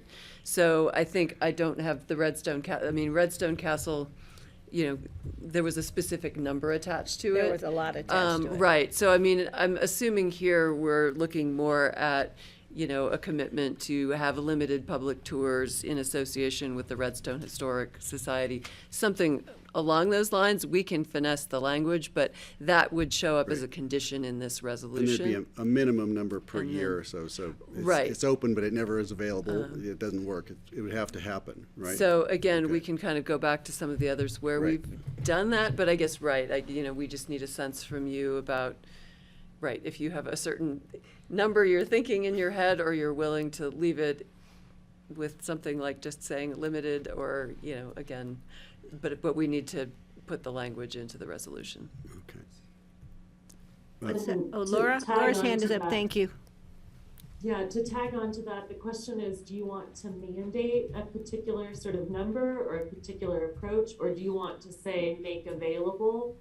The question being, you know, are you putting the obligation on the applicant, the Michau family here, to ensure the tours happen, or to make them available to particular entities, and then they would be responsible for undertaking those tours? So that's an approach question for you guys. So Greg, it's up to you. I would say I would love to see it made available to the Redstone Historic Society to conduct 2 tours a year, something like that at a minimum. And then if you're feeling generous to do more. Entirely reasonable. Good. And So then we I'm will add hoping that they'll as- see Michaud paintings on the walls and all that, or Osgood's picture, you know, whatever it is that takes us there. I'm dying to go on this tour, by the way. Aha, there's a self-motivation here, and I don't blame him for that at all. So I we would will approve, add that as I a would approve condition. it if that's part of the condition, and it doesn't feel like your arms have been twisted too much. I'm hoping that wasn't my intent, was to strong arm anybody. I just want to make sure it's clear. Yes, sir, you need to come forward so you be on the microphone. Sorry, we're on grassroots television. No, I like that language, to make available to the Redstone Historical Society at least twice a year. That doesn't compel us to have that, but we have very strong support and interest and history of working with the Redstone Historical Society. And so, you know, then it would be up to the mechanics and the best time to do it, and it would be a joint decision, but certainly we would have that commitment to have it available at least twice a year. And I think there's no problem in the family with that language. Should we add to that, and you will notify Greg Postman of when Yeah, those every tours time. are? The last bit would, for Laura, if you think it's important, would just be to say if the Historical Society in Redstone folds tomorrow or goes broke, their designee, could it be the Aspen Art Museum or the Aspen Historical or the Carbondale? Just, you know, could they designate someone to take that on if they can't? So you could add or an appropriate designee. And then I will be quiet, and I appreciate that. So Thank we you. we have a condition added to the conditions of approval. And that we have some reflections that will be done as far as preservation as part of the covenants, which is standard language. So now what we need, if there's no further comment from the board, we Now, need, Kelly was making a motion. I don't know if you finished making it. I didn't start, no. So I will make the motion to approve the amended resolution designating the Michael K. Michau, Doric E. Michau Revocable Trust, Vani Laudenschlager. She's and much Kennedy better at that than Stevens that. residence known as the Crystal Farmhouse to the Historic Register and granting incentives. Can I second that, since I've been such a pain in the butt? you know, I would proudly be honored to take your second. So we have a motion and a second. Do we we already had further comment from the secondary. Steve, any other comments? No, I'm good. I want to thank the family. Thank you all for your passion and your commitment, and for the history of your father, your grandfather. It's Well, pretty we special. thank you all, and I think these, the form that this is taking makes better sense and would alleviate any,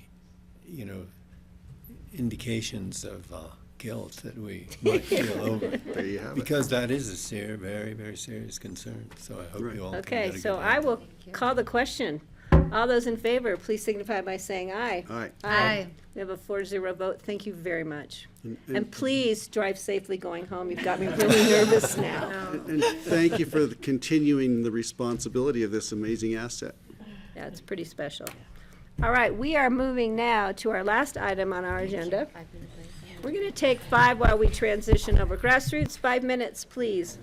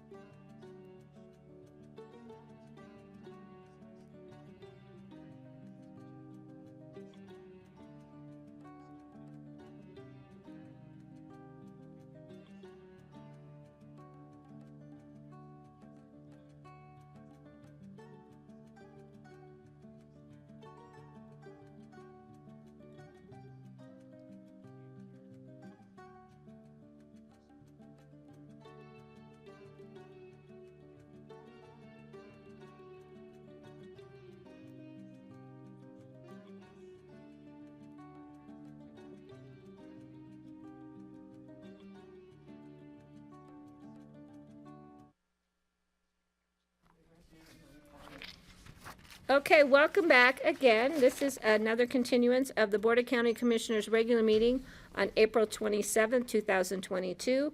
This is the last public hearing and land use on our agenda for today. It's a resolution approving the Oxenberg subdivision detailed submission. So I'm going to turn this over to Leslie Lamont. Thank you. So I just want to note that we have our affidavit of public notice that meets our qualification, our requirements for public noticing. We have Grafton Smith as the applicant's representative and Bobby Oxenberg, who's the property owner here, and they'll make a presentation when I'm done.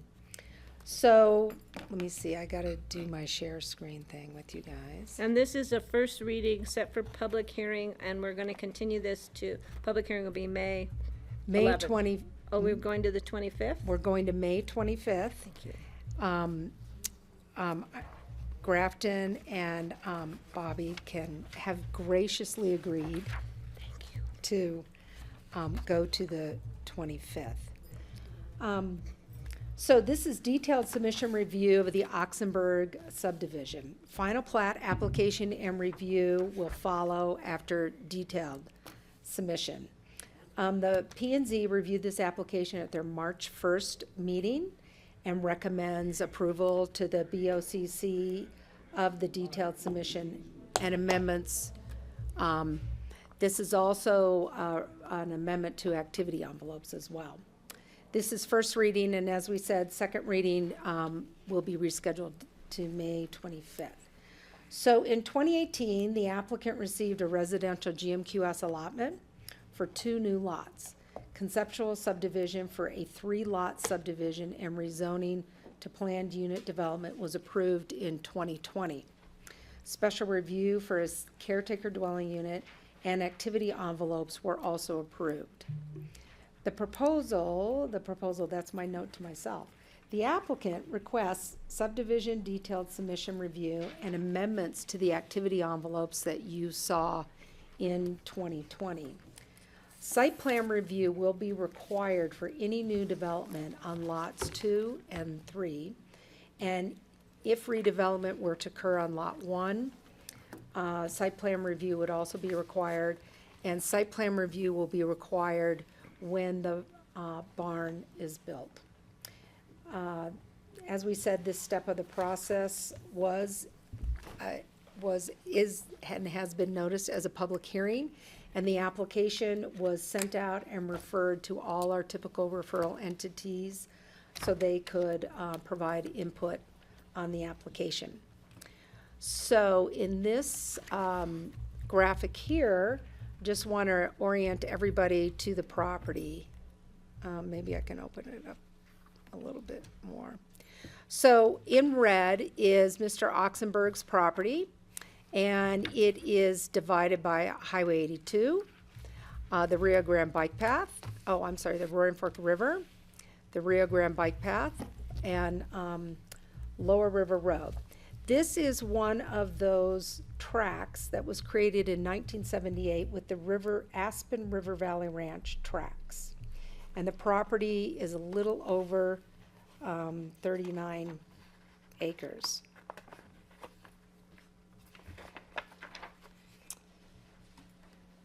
And currently the property is developed with 1 single-family home, a caretaker dwelling unit, a garage and a shop, and a small ag barn. And all the development is concentrated on this portion of the property. If I use my mouse, it's a little, on this portion of the property that is between the river and Lower River Road. So at conceptual approval, the BOCC saw a plat, conceptual plat, that created parcel 2. We're now calling these lots, by the way. Created parcel 2.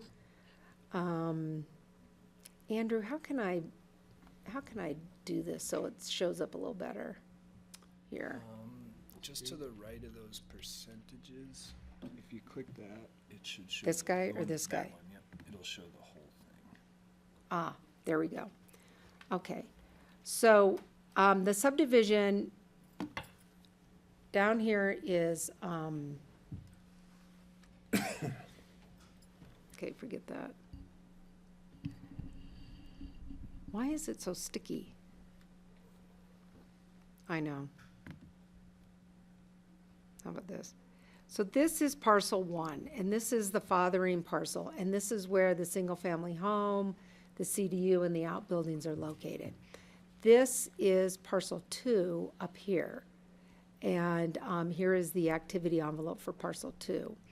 This is the common area that is being proposed. It would be a common area between these 3 lots, lots 1, 2, and 3. So it'd be like a mini HOA. And over here is where the common barn activity envelope is proposed.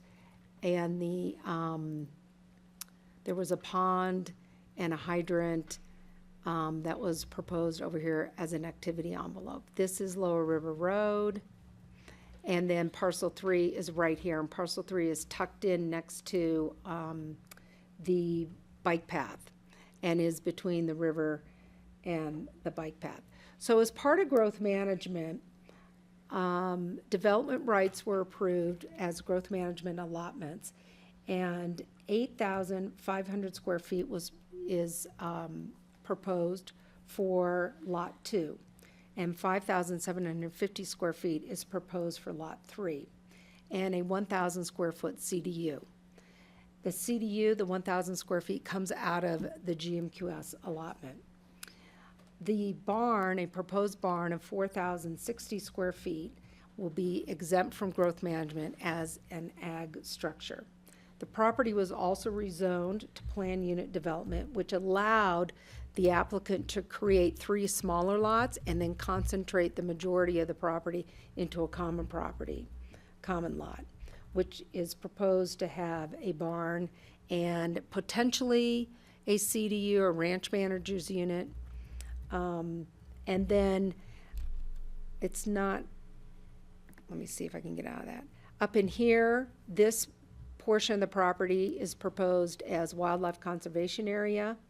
The common area is proposed as ag property, and then down along the river here is also more wildlife conservation area.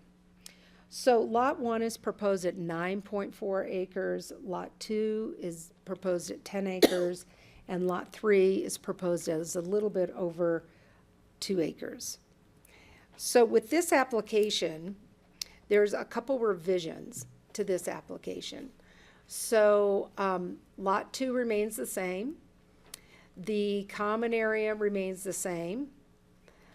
And Lot 3, the size of Lot 3 was expanded to just a little over 2 acres from when we saw it at conceptual.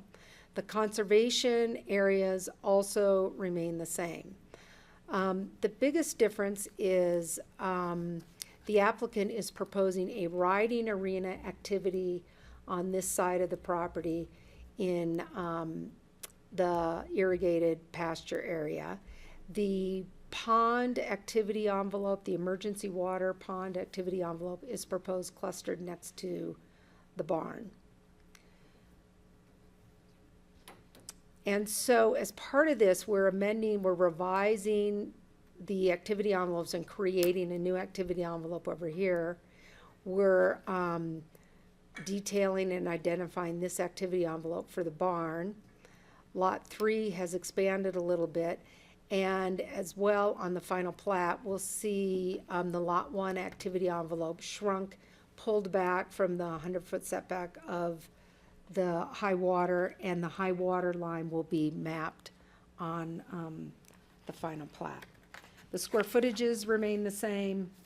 The location of lots 2 and 3 remain the same. So staff finds that detailed submission complies with the criteria for a detailed submission review. We find that it is consistent with the Woody Creek Master Plan.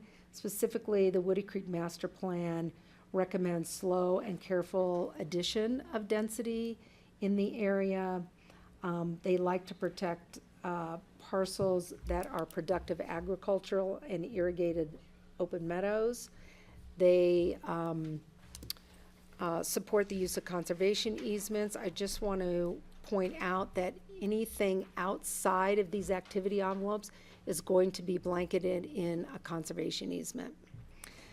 So the Woody Creek Master Plan wants and supports conservation easements that support the wildlife habitat, replace any barbed wire fencing.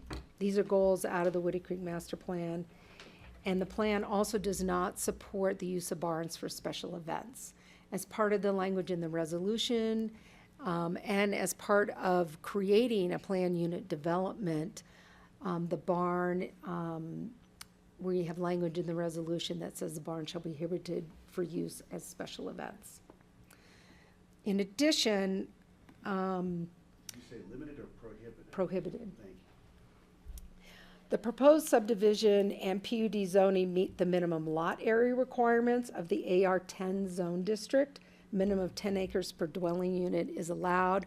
Remember, PUD allows us to create smaller parcels and create larger areas for common use.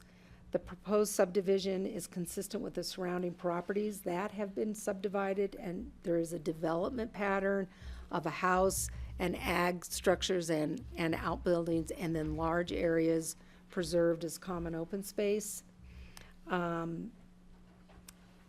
The conservation easements will preserve all of the property outside the activity envelopes, as I just mentioned. Approximately 34 acres is going to be preserved, conservation easement. Approximately 60% of the historically irrigated ag areas is going to be preserved. 35% of the sensitive wildlife area is going to be preserved. And the development is clustered in a manner to maintain the scenic quality from Lower River Road. Lot 2 is up above the two large meadows, and Lot 3 is down below on the other side of the bike path and is screened by heavy, heavy vegetation from the bike path.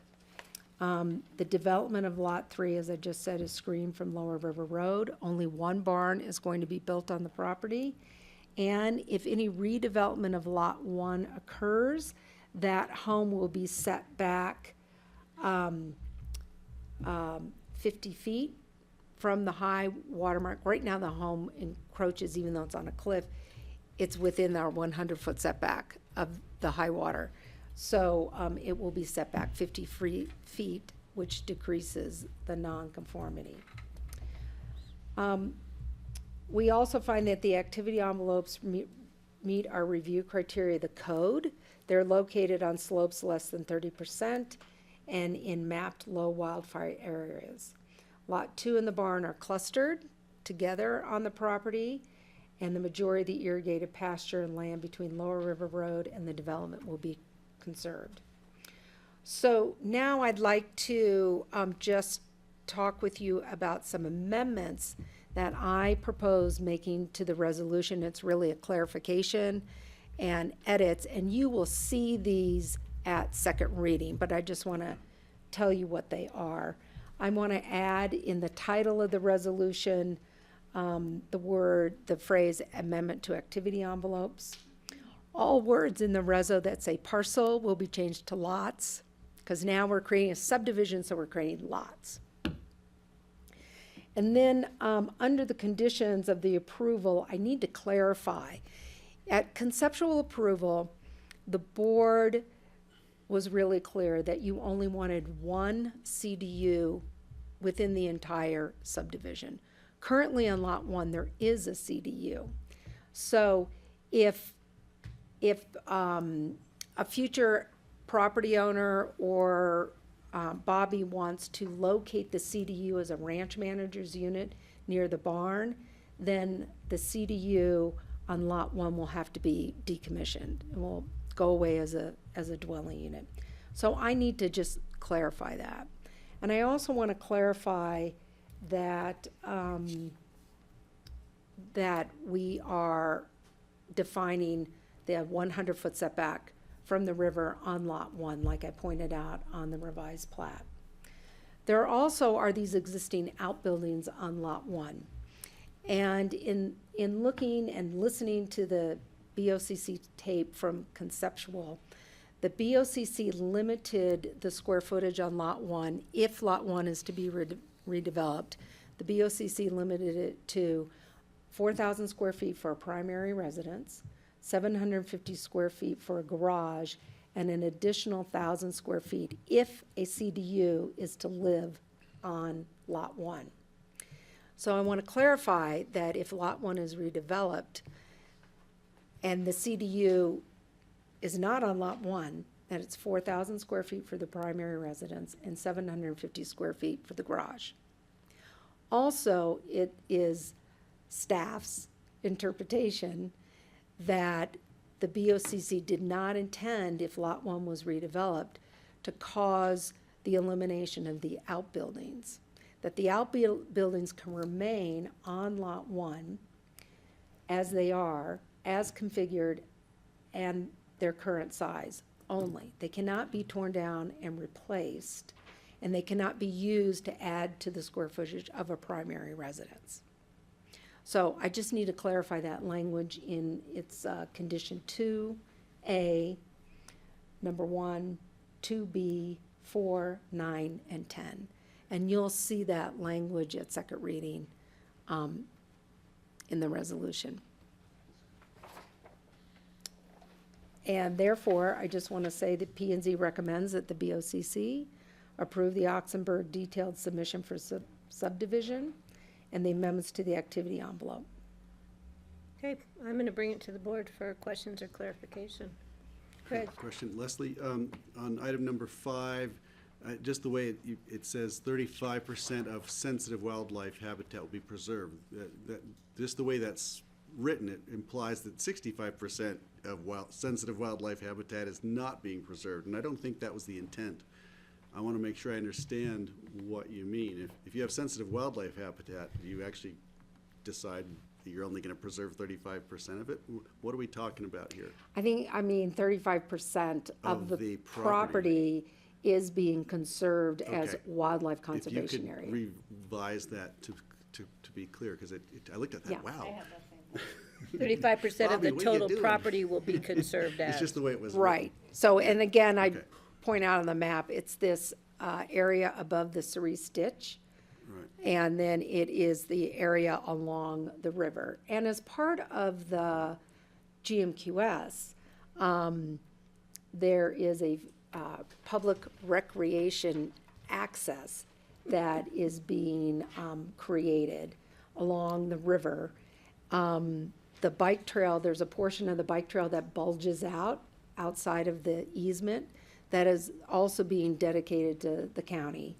And then we have the conservation, wildlife conservation above the LA cerise ditch. And on that topic, so 35% of the property is sensitive wildlife habitat and it's being Yes. protected. Okay, that's Yeah. really good to be clear. The second thing was just regarding the Rio Grande right-of-way and the trail. I'm on the raft board, and every year they have their trail survey, Tom, I'll think of his name, goes through and makes sure people aren't violating the right-of-way for the Rio Grande. Is that going to be an issue with the bulge or anything, or does RAFTA think it's their property when it's not?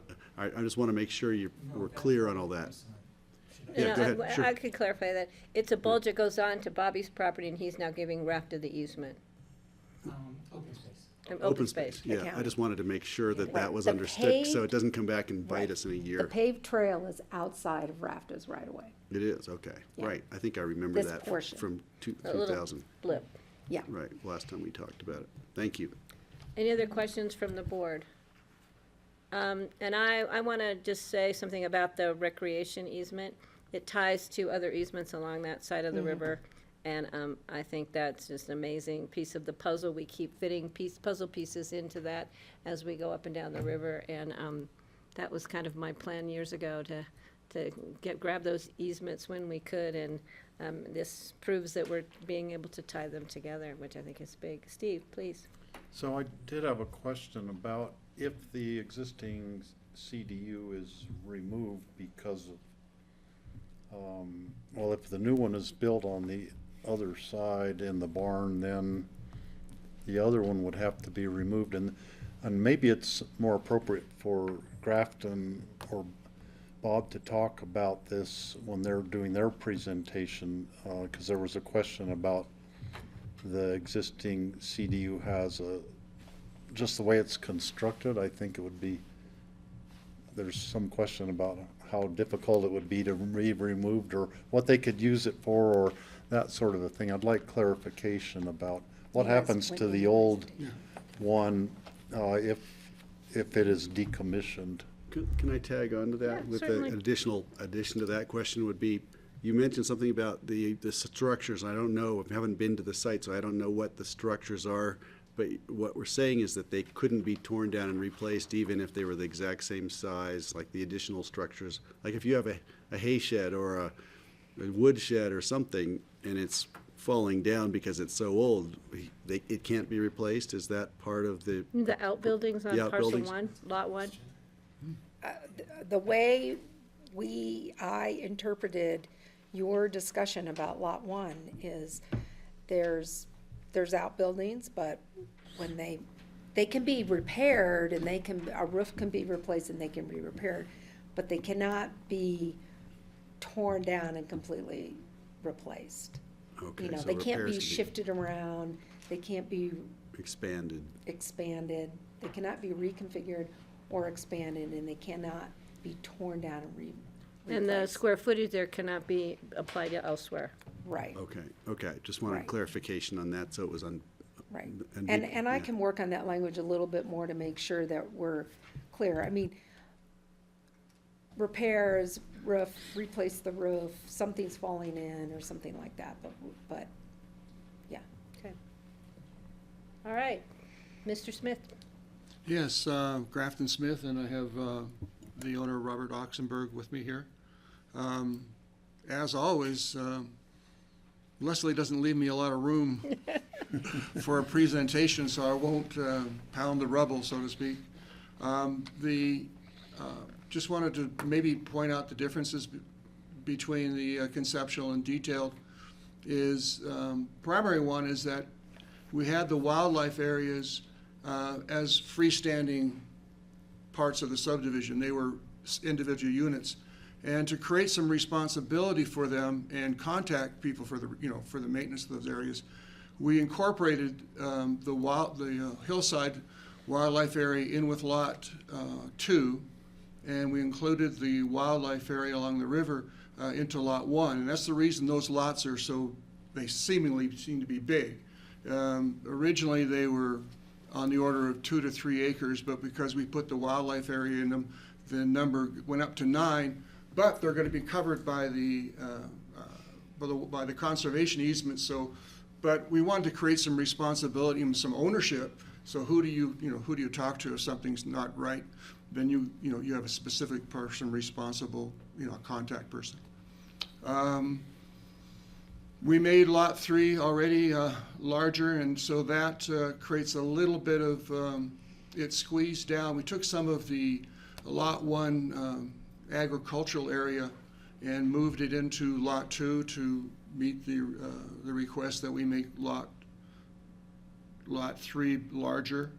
And that'll be cleaned up with a 100-foot setback. That'll be cleaned up in final plat, in our draft final plat. And the only thing is that we expanded Lot 2 into Lot 3, into some of the wildlife area, but its activity envelope doesn't, there's a steep slope. On Lot 3, the gray area is actually a steep slope, which will be part of the wildlife conservation area, but we made it part of Lot 3 just so that it makes Lot 3 bigger. But again, it's carved out off the property because of the conservation easements. Other than that, I think we're just, and, Steve, what question? okay. the CD, what happens to Okay, the yeah. existing In the, CDU? There's one scenario that, if a CDU is built actually, according to the verbiage, it can be on any parcel. But if a CDU is constructed, let's just say, for example, in conjunction with the barn, the existing caretaker dwelling unit would need to be decommissioned. It needs to be, made not, and in that scenario, it'd more like it'd be an office, or it would be an art studio or something along those lines. Below that structure, the CDU, which is 800 and some odd square feet, is a garage area, storage, that has like, 16, 18-foot ceilings in it? Because there's a hillside there and it's carved into it. In a scenario in which the residents on Lot 1, the fathering parcel, were reconfigured, be moved back from the river, to have to demolition all that concrete and move it would be a substantial, So you've got a decommissioned CDU sitting on top of a huge storage area, and we would just support any language that would allow that to remain. I would obviously, if someone were to want to, in a future, change it or something like that, you might as well take it out. But it didn't seem to be a reasonable request to, in a redevelopment of parcel 1, to have to destroy that and haul it all to the dump. Okay, I have a question. I didn't think we required that to be demolished on Lot 1. It would be if the CDU was to be replaced in the new barn, then the CDU would be decommissioned on Lot 1. It didn't say they had to tear out the structure. That is not the intent of the resolution. Yeah. And the So I language just of want to the clarify resolution. that. The language did not specifically say it had to be demolished. It just didn't, it was, the resolution, as I read it, was just quiet, was mute on that point. And I just wanted to, as Bob has been through this whole process, just wanted to bring up potential scenarios and make sure that they were covered. And that's We're the not only reason we requiring that to be demolished, so No. I think that's clear. That's good.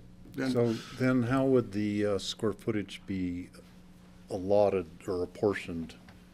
So what, If it's used for an art studio, that would be a residential use, wouldn't it? Would that be added to the square footage in the existing house, or what? The 800 and something square feet? No, it's Yeah. just part of the garage facility. Right. The house is limited to 4,000 square feet, period. right, so if Lot 1 does not have a CDU on it, there's 1,000 square feet that the BOCC allowed to be on that property for a CDU. So that 1,000 square feet goes away. Mm-hmm. And that primary residence is 4,000 square feet, the garage is 750, and the outbuildings, that square footage in the outbuildings remains. So the CDU in the garage is an outbuilding. Yes, yes. Technically So be that able- remains, and it could be used for anything but Storage. living in. Yeah, right. And decommissioning, we require the stove to be removed and the whole electrical aspect that supports the stove and Okay. kitchen. Kelly, you have a clarification? Yeah, so would we normally consider something like an artist studio? Sorry, would we normally consider something like an artist studio in residential square feet, or would you normally consider that as an outbuilding? It depends. It would count as floor area. I mean, Typically. that's clearly, it's not something else. So, I mean, all of these outbuildings, it looks like one is called an agricultural support building, so that would be presumably exempt agricultural square footage, but otherwise, garage, workshop, CDU, yoga studio, art studio, all of that would count as residential floor area. So, what they have now, again, I'm not sure about the 818 square feet of an ag structure, but otherwise, the existing square footage is all residential floor area. So do we need to say something like that decommissioned square footage, can't be used for residential uses or something like that, or has to be, The 800 for the existing CDU? Yeah. I think it's really mostly a question of how much floor area you're willing to accept in the future. Today, this says 7,725 square feet of existing development. Some of that may be agricultural, it sounds like. But otherwise, in theory, they would have the right to replace existing floor area. It's been broken up, so then we have a provision that says you don't necessarily get to take it all and lump it all into one big house now. But I think the question is, are you trying to then, if it gets the house gets redeveloped, are you looking to eliminate all of these outbuilding accessory structures as well at that point? Or are you willing to let them stay, potentially be replaced in the future, in addition to the 4,000 square feet for a house and 750 for the garage? Is that how it's broken up? Yes, however, we are not allowing replacement of those. But that's what I'm saying, is that was our understanding from your hearings on the Exactly. conceptual review. We agreed to 4,000, and we agreed to allow the existing structures to remain, but not allow them to be replaced. Right. Yeah, So that was- I feel like that CDU square footage is in a place that's undefined. Again, it's floor area. As the four, like, the 4,000 is clear and permitted, the outbuildings we've defined, but that space, I think which does it just fall think into and think what is the about it use as of it? as floor area. Again, for us, when people decommission an existing unit, essentially, right, we're saying it can't function as a dwelling unit anymore, but right, it can be an office or an art studio So when or a they come yoga to you space. to use that 4,000 square feet, would that get counted in? That's all in how we write the language as part of this approval. I think that's because yes, that is existing floor area, whether it's a CDU or something else.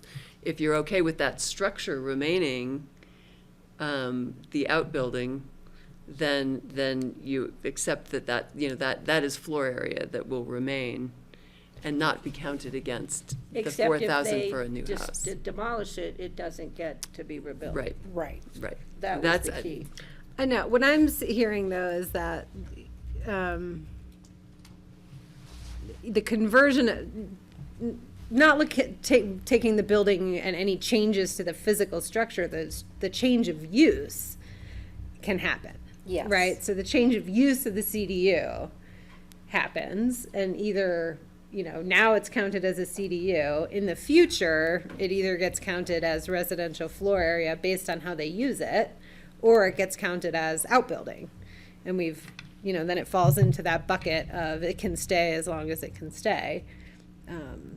So Kelly, the way I have drafted the resolution is that, that structure and that change in use from a CDU to space does not count against the residential floor area of the 4,000 square feet. That's fine, I just think it shouldn't be used for residential uses then. Technically, Right. it depends on how you're defining the residence. Residential, yeah. I'm considering it's just part of an outbuilding Yeah. use, be it storage space or an art studio. Nobody's gonna live in it or reside in it. Right, but art studio is residential use. Yeah. Yeah, I see, Yeah, it's a tough one, you're right. Yeah. Yeah, I understand your question, but the way I've drafted the reso and the way I'm gonna attempt to clarify the reso after today's meeting is that that square footage gets to remain, it's there, and whatever use it becomes, it just cannot be it cannot be a dwelling unit, And it cannot be replaced. and it cannot be replaced. So if they tear that space down, yeah, it's gone.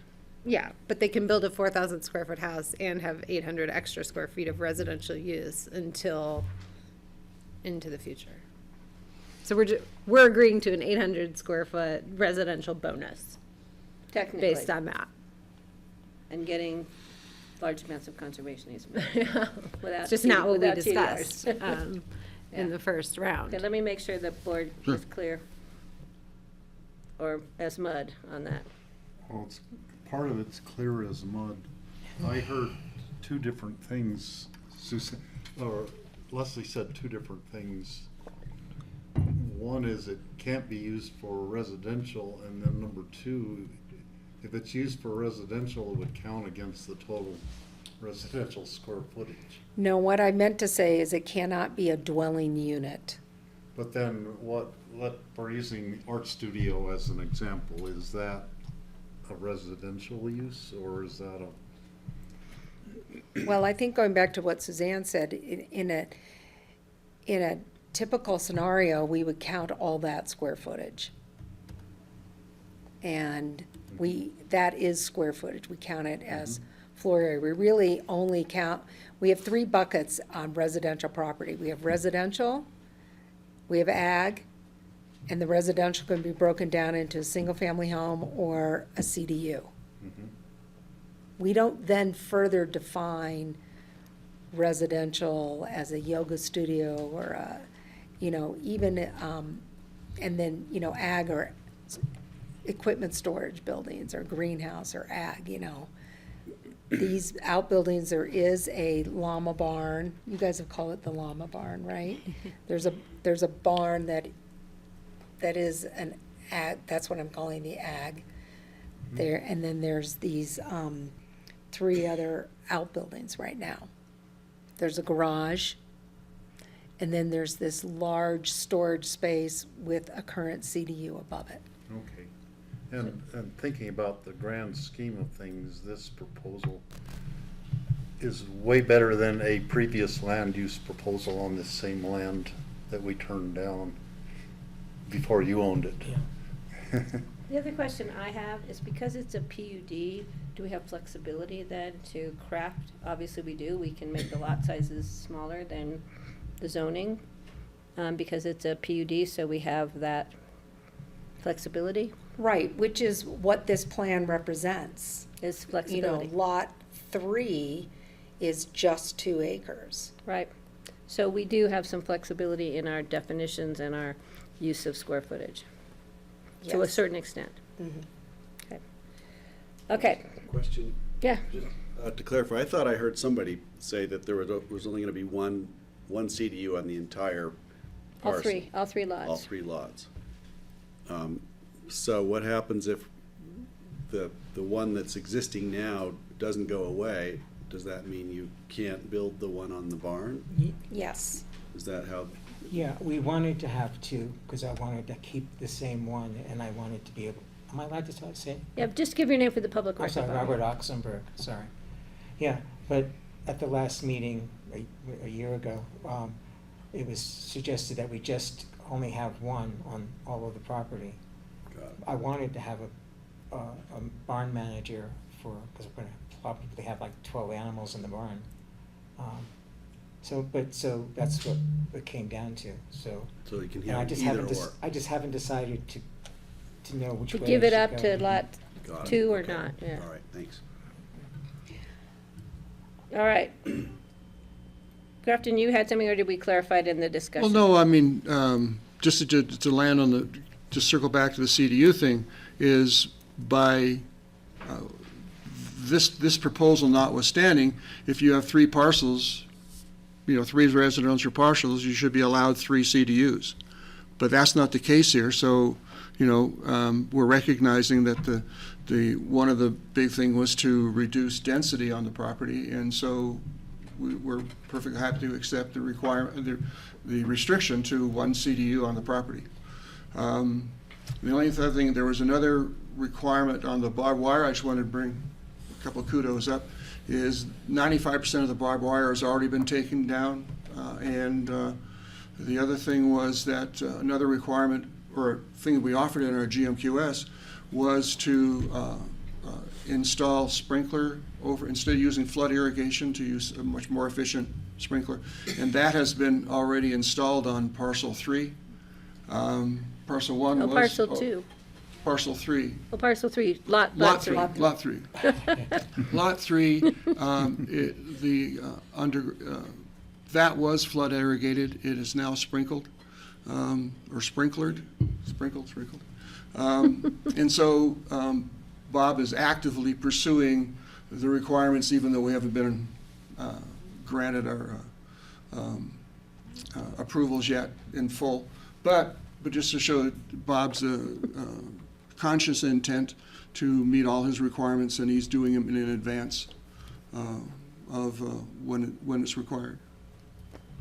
And if I can just add, Robert Oxenberg again, if we don't do this, the CDU up by the barn, which kind of was my intent, but as I said, I just don't know.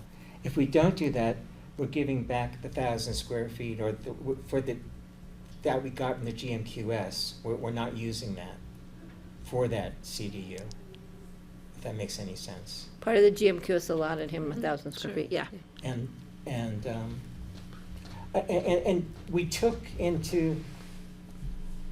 we spent a lot of time. I mean, it would have been better for us to, where you see the riding arena, it would have been better for us to have a barn there, better for us to have a house there. I mean, but that's like a 12-acre field. On the other, so I have a neighbor who's right behind that to the north. When he looks out now, he's going to see 12 acres directly in front of him, that's ag. If he looks a little bit to the west, he's going to see another 10 acres that'll never be developed because everything that we're developing is on a 90-degree turn. Marty Schlumberger is planning to build a house at some point. He went through a subdivision thing. So the house that he's planning is like to the east of the riding arena. So if and when that house ever gets built, they're looking out over 22 acres of field in front of them and to the side of them without anything ever being there because the barn and the house above it can't really be seen. I mean, we really tried to make it so we were being nice to our neighbors and, to our detriment, but it's, it's a beautiful place. I don't know if any of you know it. It's a great piece of property. And that's pretty much, I may want to respond if there's any public comments, but our intent is really good. Yeah, just the only thing I would do is add to Bob was that in our original 2018 or 2017 application, we did have, instead of the riding arena, we did have a house up there, because that really is the best place for it. But just taking the feedback from staff and then local comments and from the Woody Creek Caucus, we moved it down to Lot 3, which isn't as desirable a spot, but it's much less visually impactful. And so I just want to, again, kudos to Bob. He's trying to be proactive and be as cooperative as possible in developing this process. Okay. Parcel. So, any other comments or questions from the board? This is a public hearing. So I'm going to open this item up. Patty, I have one. Oh, Laura, sorry.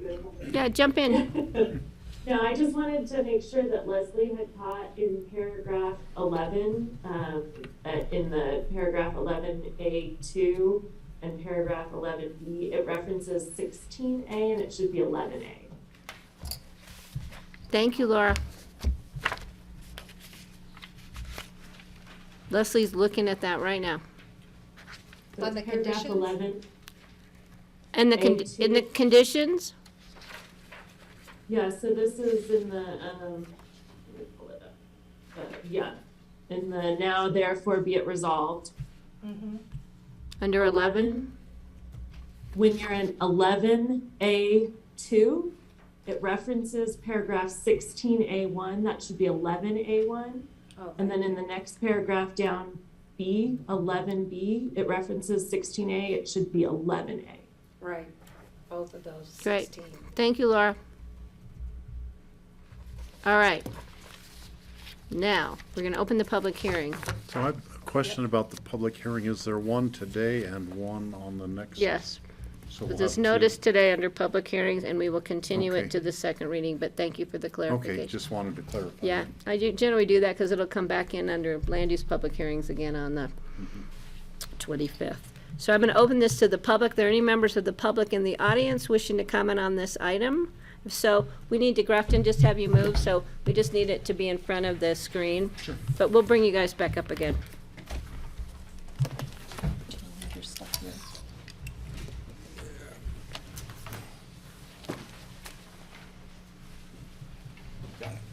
And sir, would you please give your name for the public record? I'm Marty Schlumberger, a neighbor to this development. I have one overall question to start out with. With this reconfiguration of Lot 1, 2, and 3, the elimination of pastures, does this still qualify points-wise for this subdivision? Do you mean the points from growth management? Yes. Yes.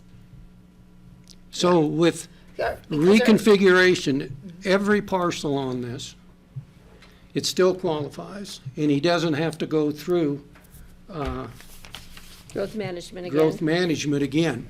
That would be my No, question. It's a very good question, but the way we scored is we looked at it kind of, like, it's not like you got a score of 2 because you were conserving 50% versus 30%.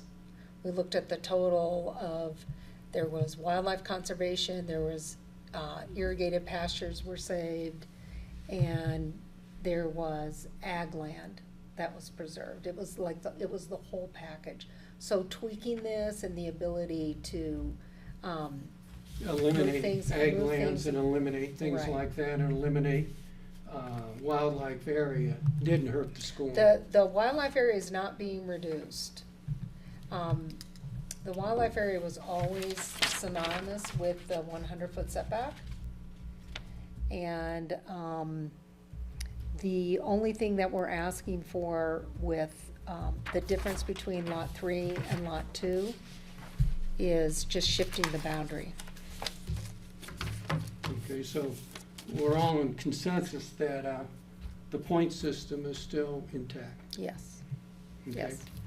Then what I've gone through, that I just received the deed of conservation easements. And I don't know if this group has gone through that or not, but I have a number of questions of how open space and trail is going to control what they're going to control, because that's how they received enough points to do this subdivision. So And I think that's a very important We have Paul here, aspect. Paul Hosteen from Open Space and Trails, who manages our conservation easements. So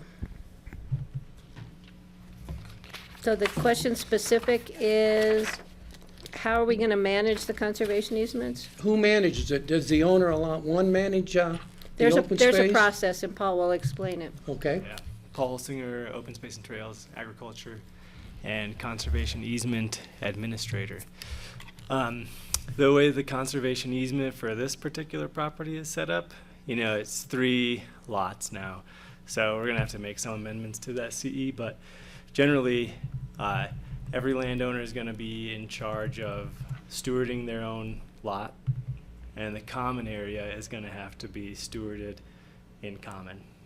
However they set up that HOA. Steward in common, what do you mean by that now? They'll have to share that responsibility, however they set those documents up. And as far as county administration goes, we annually monitor, at least monitor every conservation easement physically. And then whenever we see any issues, we bring it up and address it through our policies, or if there's violations, we address them that way. But we have feet on the ground every year. Well, let's just start out, for instance, on number 6. In your deed, it says commercial use.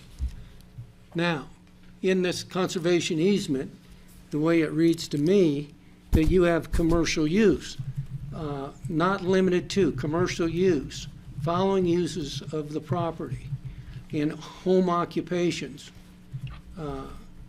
Financial planning, you can be a lawyer. Related parties can have rural enterprises, hunting, fishing, machinery repair, and bed and breakfasts. Now, so in this common area, if the 3 lot owners got together, you could put a bed and breakfast in there, is that correct?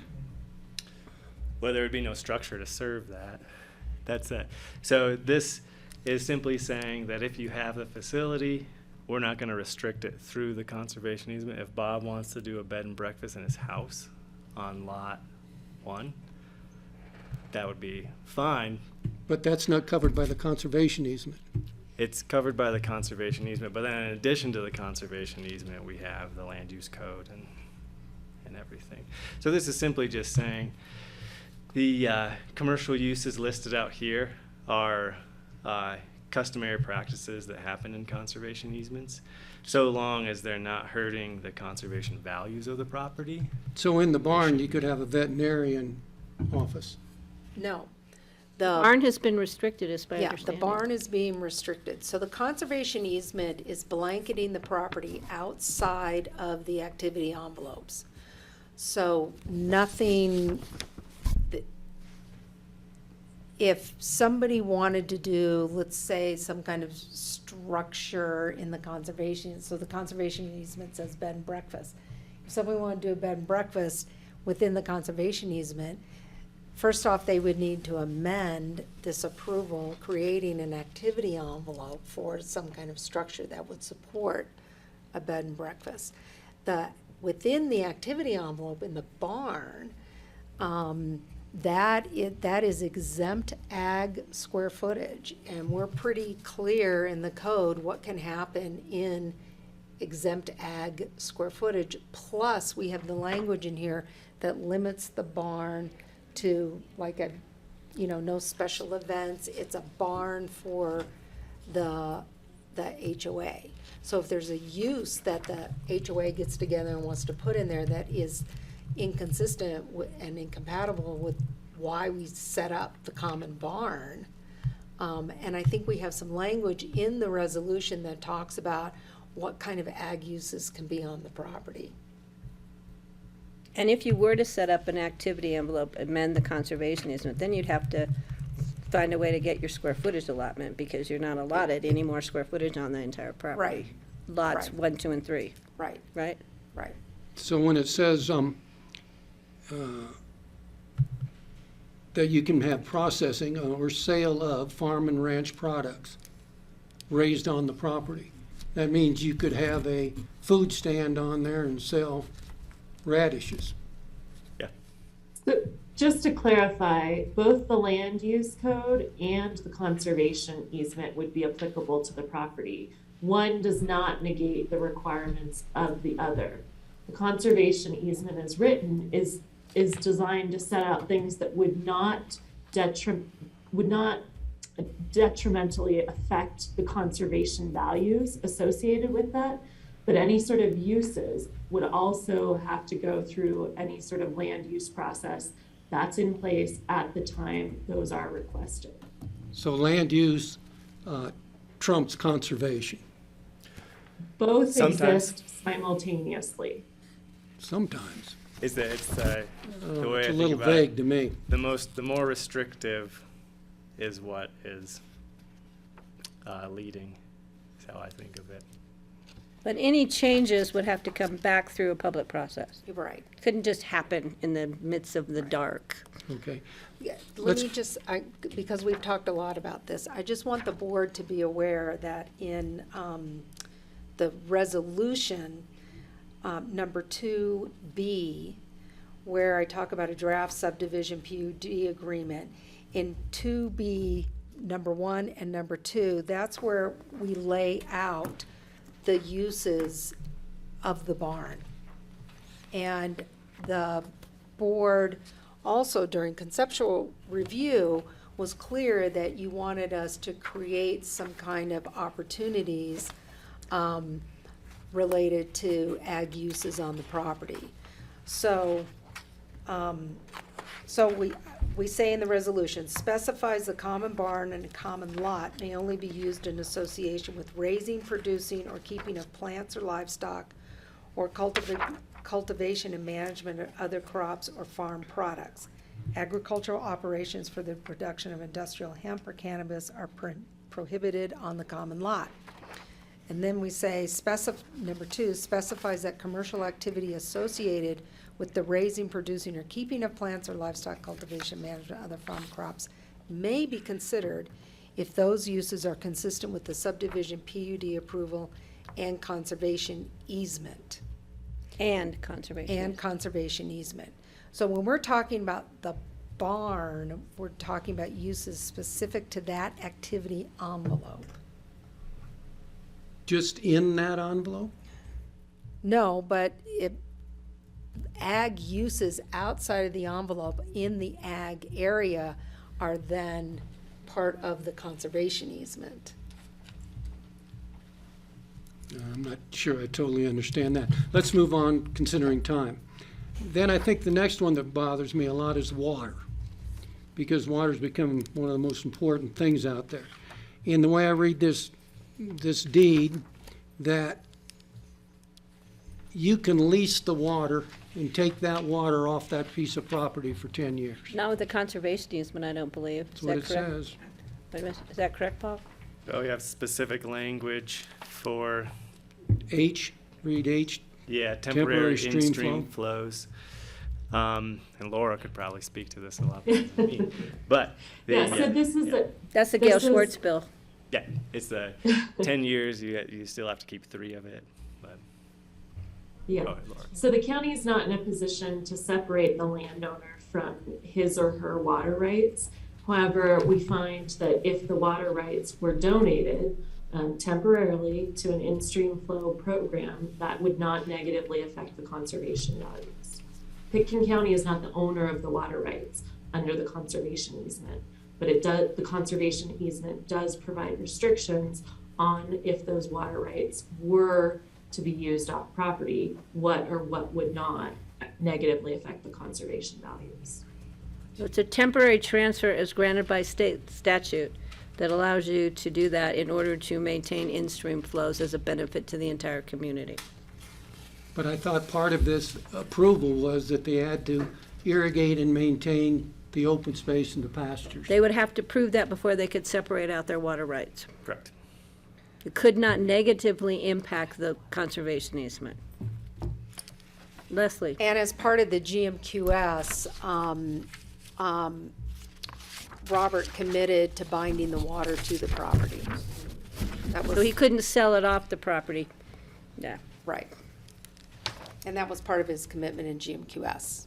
Can I ask a quick question? Yes, you can. In terms of the conservation easement, are we approving it on first reading also at this No. point? Or is it coming to us later? It says with the final plat, Right. and it's included so this conservation easement right now is still in the draft form.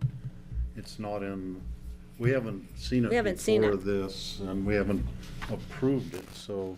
It'll have to go through its own. What's the procedure ordinance. then? At ordinance some point in the future, we get Yeah, which another is, look at it? which is our process of handling conservation easements. Okay. But we want, so our condition of approval at detailed is that when the applicant submits their final plat application, that we want to have all those documents ready to go. So if we need to tweak the conservation easement based upon the resolution, based upon Public hearings based upon. public hearings, we want to do that now. Yeah, And and this is, I mean, there are oftentimes, we don't see the conservation easement this early in the process, actually. So you're ahead of the game right now. We started in 2018, so. So, Okay. and I just want to make it clear that, Marty, we do limit public comment to 3 minutes, and we're granting you more time because you were here in the room and you have come prepared. I only so- have a couple more. That's okay. The other one I think you ought to consider is the agricultural.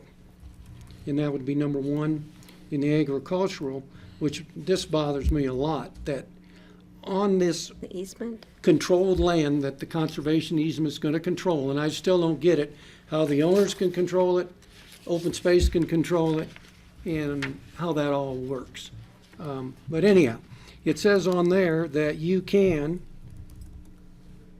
graze cattle, sheep, and other livestock, process and butcher livestock, conduct composting operations, that's like at the dump, composting operations, tarping, sod busting, and all practices associated with, this is the term I don't really understand at all, with developing a new farm plots. Will somebody explain that to me, new farm plots? Yeah. I think Sounds back like a when we- cemetery for animals or something, I don't. Well, it's no. So we're starting out with a grass pasture. If they want to convert it into vegetable production, that's a new farm plot, and that necessitates, breaking the sod, probably putting in a lot of infrastructure as far as underground irrigation, that kind of thing.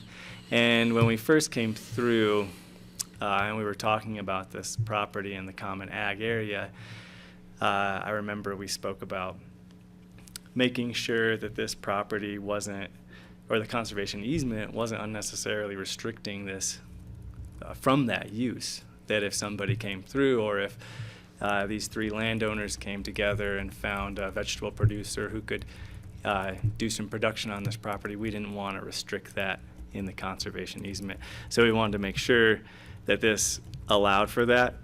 And so that's why we kind of left it really broad. We don't know if they would want to graze cattle, sheep, do chickens, do any sort of agriculture that we have on our own open space properties. So that's why we have it this way. And that's what we mean by new farm plots. It's not, obviously not creating land, it's just converting grass into a more, I guess, intense vegetable food production. But the problem I have is, this is a subdivided lot in a subdivision that you're putting a new zoning in. It wasn't intended to have an old McDonald's farm down there.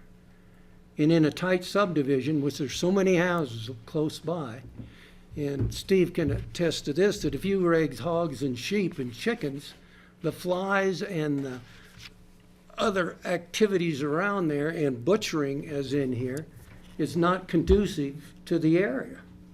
And I don't think that should be in there and open up this can of worms. Well, Laura, can you clarify, don't we have nuisance issues that we therefore don't provide for? Because any of these changes in use would have to come through some kind of a process? Yeah, so, it goes back to what the conservation easement is saying, is that these particular activities would be found to not negatively affect the conservation values. That doesn't negate any land use controls that would be in existence at the time that any activity occurred. I can't state, what those would be, because I don't know when we're talking, and I don't know what the land use code will say. The land use code will continue to overlay the property, and the conservation easement does not negate the land use code.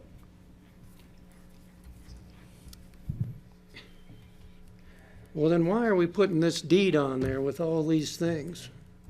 That you're supposedly got the points to do this subdivision because you're gonna control the open space. I don't get it. I don't know what you mean by that. All right, the way you got points to make this work, Under GMQS. in the GMQS, Yeah. that he took this ground and gave it to open space and trails, or they put their conservation easement on it, correct? That's where you get extra points. Is that correct? Partly, yes. Partly. That is how he got his extra points. So So, when I read, conservation easement Go ahead, look. ensures, a conservation easement ensures that particularly set out and delineated conservation values, in this case agricultural, are defined so that there can be no confusion in the future about whether a particular activity negatively affects that agricultural value to Pitkin County as it perceives it has value. So a conservation easement never provides Pitkin County the property. It's a legal overlay in addition to all the other legal overlays that exist, including the land use code. that prevents any action that would negatively affect what are set out as conservation values. And Kelly had a comment here. Yeah, I would just say, you know, this board gave direction during the first conceptual hearing about allowances for commercial agriculture as part of our interest in, you know, an active, thriving local ag community and goals. So what GMQS covered was a very general willingness to enter into a conservation easement, and then subsequent conversations with this board, which has changed a little composition since then, but have provided that explicit direction as to what should go into the conservation easement or not. So it's not Paul's generation of these things. He's acting on what our conversations were at the start of this application. Well, then who controls? Paul control this? Do the landowners control it? Who controls The conservation, happen? the conservation easement is issued by Pitkin County. Paul, help me with this. We are the grantee. We are the grantees, and the landowner has to maintain the conservation easement with oversight by the Board of County, by the county, by Open Space and Trails, because that's where Paul is located. And they will come in at least once a year, if not more, or based on complaints or violations that are noticed on the property to maintain the conservation easement. So there's oversight by Pitkin County, but the land is not given to Pitkin County.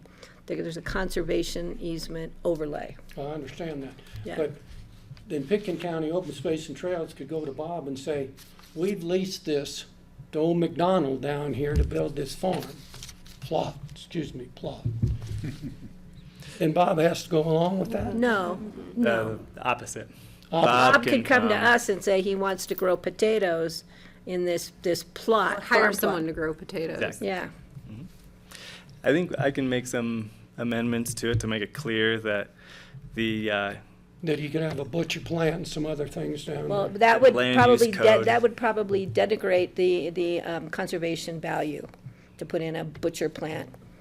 So I think that might become an issue, but Well, it wouldn't be a plant. And the reason I say this is because I know those guys around Silt, they raise goats. They hang them up with a front loader, butcher them, and sell them. That could happen on this property, the way I read this. conservation easement isn't going to stop that. But the Isn't land gonna use stop. code, Now, this is, Right. land this use isn't code does not conducive provide to a for butcher subdivision. plants, I right? don't know. Or So why are butchering. we opening this up? I don't get it. what I think I can do is add language to the agricultural section, just simply saying as allowed by the land use code as amended, just to make it clear that this is a list of things that we're not going to restrict in the conservation easement, but on top of that, make sure that you look at this land use code, even though we would do that anyway. Laura, go ahead, please. Yeah, a conservation easement is a specific legal restriction added to the property in perpetuity. That's not changing. So, you know, if in 100 years from now, maybe all of Pitkin County is going to be a butchering plant, which seems highly unlikely and would be allowed under the land use code, the conservation easement would allow for it. The land use code continues to exist and continues to provide what is allowed or not allowed on a particularly zoned piece of property. The land use code is the flexible changing document. The conservation easement is not, because it identifies what are set forth particularized conservation values and what will negatively affect those values. Both exist at the same time and both overlay the property. Okay, and again, Marty, I'm glad you're bringing this forward, but the Board of County Commissioners has not seen the conservation documents yet because it's not part of the process before us today. Okay. But that's Well, just I bring helpful. these up so there's some awareness. That's what I'm that thanking you this- for, because then now Paul's going to address them when this comes back. All right, I in have the two next more, process. because I know you're ready to go home. Okay, because we've got people on the line here too that. Okay, here's the next one, common area development. And that's number 5, right? Within the common area, you can have greenhouses, you can have pump houses, you can have 2,000 square feet of minor off-grid structures. What's an off-grid structure? Like a loafing. Solar farm? Like a loafing shed, or yeah, I think we define it as possessing 3 or fewer walls, but no utility lines, or without a slab for a foundation. Off-grid structures, okay. Yeah. Temporary structures may be permitted for seasonal agricultural use. Now, that'd be greenhouses, like you come in by Cozy Point. Isn't that a beautiful thing you see right there at I think it Cozy is. Point? Yeah. With all their storage, all their pallets stored there. Well, I think the greenhouses there are what we're looking at. Well, you see the greenhouses, and you know what happened to the one down near Emma down there when it fell apart? You know, all the throwing. So what I'm saying is that you could put up greenhouses all over this. No, we would determine that a greenhouse has to be within the activity envelope. I don't read that anywhere. It's the land use code. Yeah, we So have a why is concept. that in here, that in the open spaces you can do that? Because the conservation easement document is still governed by the land use code, which overlays the conservation easement issues. So there's not much merit to this conservation easement, is that correct? According to you, there's not. Well, I think there's We haven't seen it yet. 2 different structures. One is a greenhouse that is a substantial structure. One, I think these low impact structures, what we're talking about, are high tunnels with Yeah, I mean, no it's- foundation, just It's plastic. a sea of visqueen that we all know, like down at the end of, down by Aspen Glen. You look across the way, that Means down there. Yeah. He has his greenhouses, he has all his visqueen out there. That doesn't belong in the middle of a subdivision. That's where I'm coming from.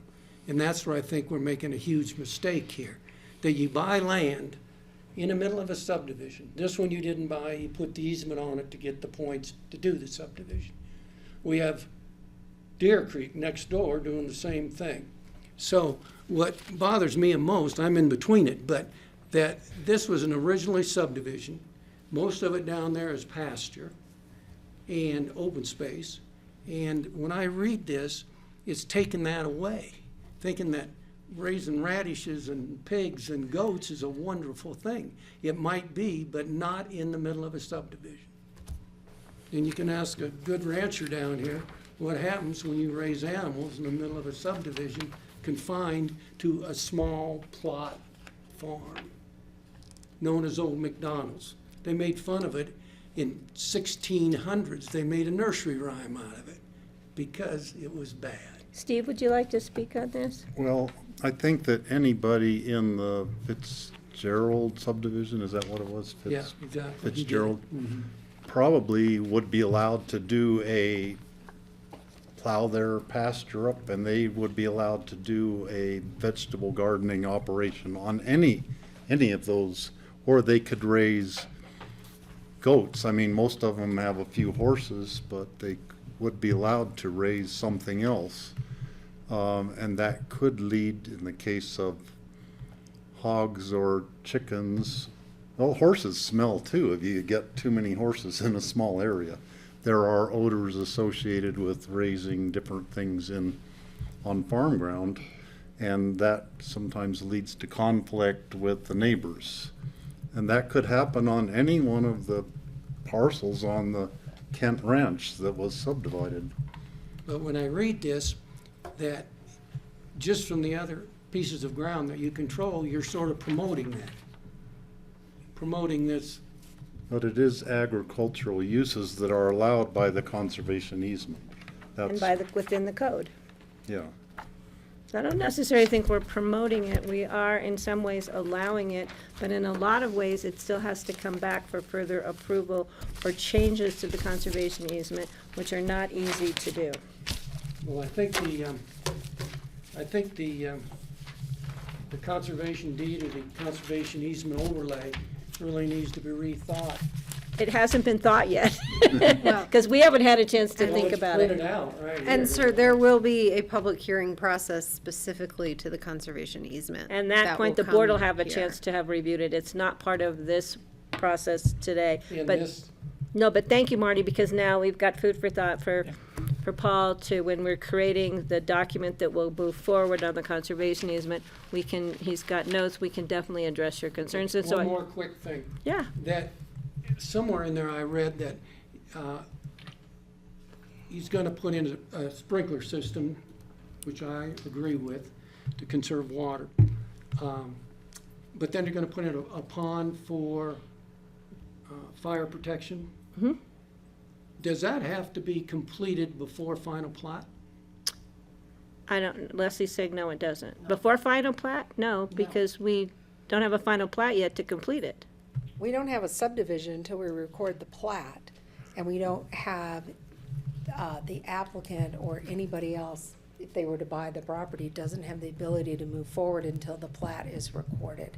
And once the plat is recorded, then we have these commitments that have to be honored as part of the GMQS. And then, I could see the pond being something as part of driveway access permit for the common barn. So if this subdivision gets final approval and final plat, he could sell the lots, then who develops it? Who Whoever buys develops the pond? lots. Who develops? That would be developed on the common area, correct? So it'd The have to create a pond- homeowners association to, Well, the pond, because the pond is part of the emergency access fire, mitigation. Mhm. the pond would be one of those items that would be considered an infrastructure that would go in prior to the submittal or part of the first building permit submittal. Whether it's the barn that's first, or the house on lot 2 that's first, or the house on lot 3. So he Good doesn't point, need to thank you. really irrigate the major part of this, and he doesn't have to build a fire prevention. So all the rest of us down there have a good irrigation system put in, and it's a good fire protection against fire coming over the hill on Red Canyon up there. So if this subdivision sits for 10 years, it can sit that way with no mitigation access to the development of it. well, there to the would, approval. no, it wouldn't happen until there was development, right, Leslie? So that'd be hooked to a building permit. Well, I think Marty and I have talked about this already, and I haven't looked specifically at this, but there are commitments that were made as part of GMQS that are creating this development right on the property. The development right doesn't go hard until the final plat is recorded. And I can certainly clarify that those commitments that were made as part of GMQS and sprinklering the property was one of them, can be part of those commitments of GMQS. So, does lot 1, as soon as it's recorded, have to put in the sprinkler system, or has to put in the pond?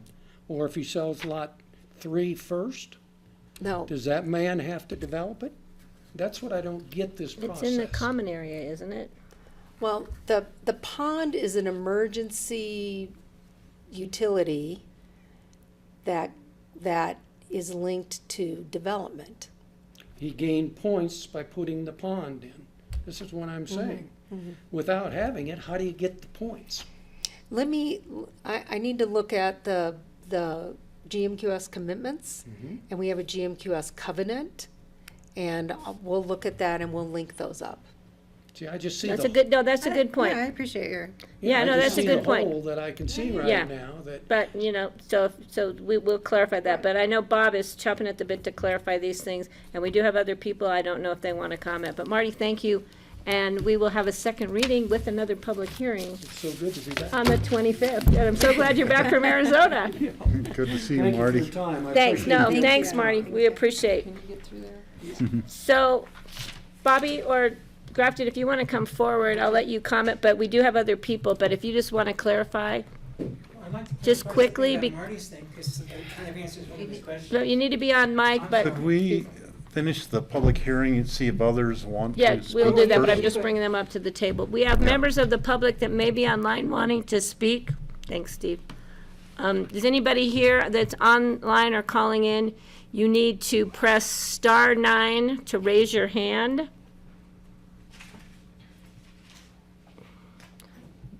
This is the Oxenberg conceptual, no, it's not. Resolution approving the Oxenberg subdivision detailed submission. So you need to hit *9 to raise your hand.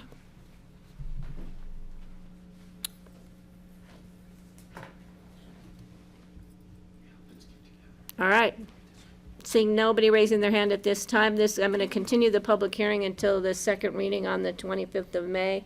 I'm going to give the applicants an opportunity to respond. Do I have to push a button here? It has to be, the red light has to be on. Thank you, sorry. I It's haven't okay, done that Bobby. yet. Robert Oxenberg again. Per what Marty was saying, I mean, I can understand all those concerns. If I'm not mistaken, I can't wait 10 years. Once this happens, I have to start developing, I have to start building within like 3 years, I think the time frame is, but I could be wrong. Because of but I- vesting? What's that? Because of vested rights, or? What is that?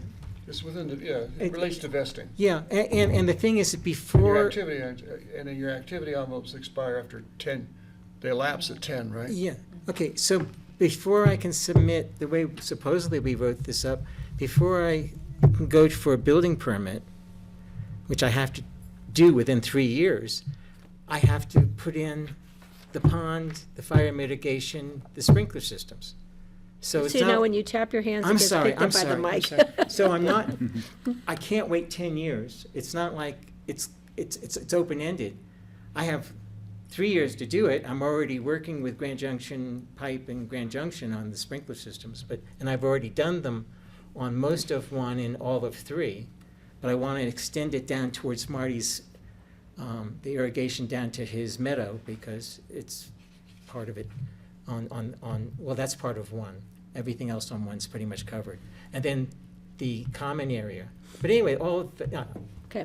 anyway, but it's not open-ended. I don't have 10 years. Okay. It's not like it has to be done relatively soon.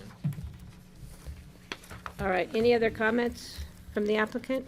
I'm going to bring it back to the board. Anything else you want to say? No, I'm good. I'm just looking at that. So, back to the board. Comments or questions for staff?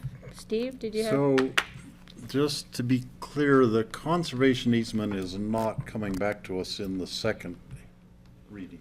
No. We're gonna see it later. And your comments, I mean, the things that you were saying, Leslie, that you're changing the wording on some things, those will be included in the Second reading. second reading Right. as amendments. Should we call them in a motion, amendments to the resolution? To the resolution, the detailed submission resolution. That's Okay. what you have in your packet. Okay. And I'm making those amendments, and you'll see them again. And then, board, are there any other amendments? I don't recall that we suggested any other amendments besides what you had. So the amendments that Leslie laid out was the increase in the size of Lot 3, the riding arena, and the fact that the emergency pond is moved closer to the barn. Those are the amendments to the activity Right, envelopes. and then the questions Leslie had was 1 or 2 CDUs. I think we've landed consistent with 1 CDU, whether it be on Lot 1 or Lot 2. There's only 1. We clarified that. The other one was the existing development limit on Lot 1 was the 4,000 square feet for the house, the 750 garage, and depending upon what happens with the CDU and the outbuilding square footage is not included, but it can be repaired but not demolished and rebuilt, those outbuildings. So those were the other, issues that I had made notes of as we went through. Is there any, what am I And then missing? Laura pointed out some edits. Corrections of language to the Right. reso. Right, and then I added a phrase to the title, amending the activity envelopes. So we have the documents before us as amended, and issues to be addressed, and we definitely have concerns about the conservation easement that will come forward when the conservation easement actually comes forward to the board for our review and approval. Okay. So I would like to make a resolution to, Motion, you mean? a motion. To approve the A resolution. resolution, I would like to make a motion to approve the resolution, approving the Oxenberg subdivision detailed submission with the amendments that have been laid out on this first reading with a second reading to be held on May 25th. I'll second. I'll note Leslie was also going to add activity envelopes to the title of the resolution. Right, and to the title. So that's, you accept Part that of the friendly amendment. amendment, okay. Greg, did you have any more comments or concerns?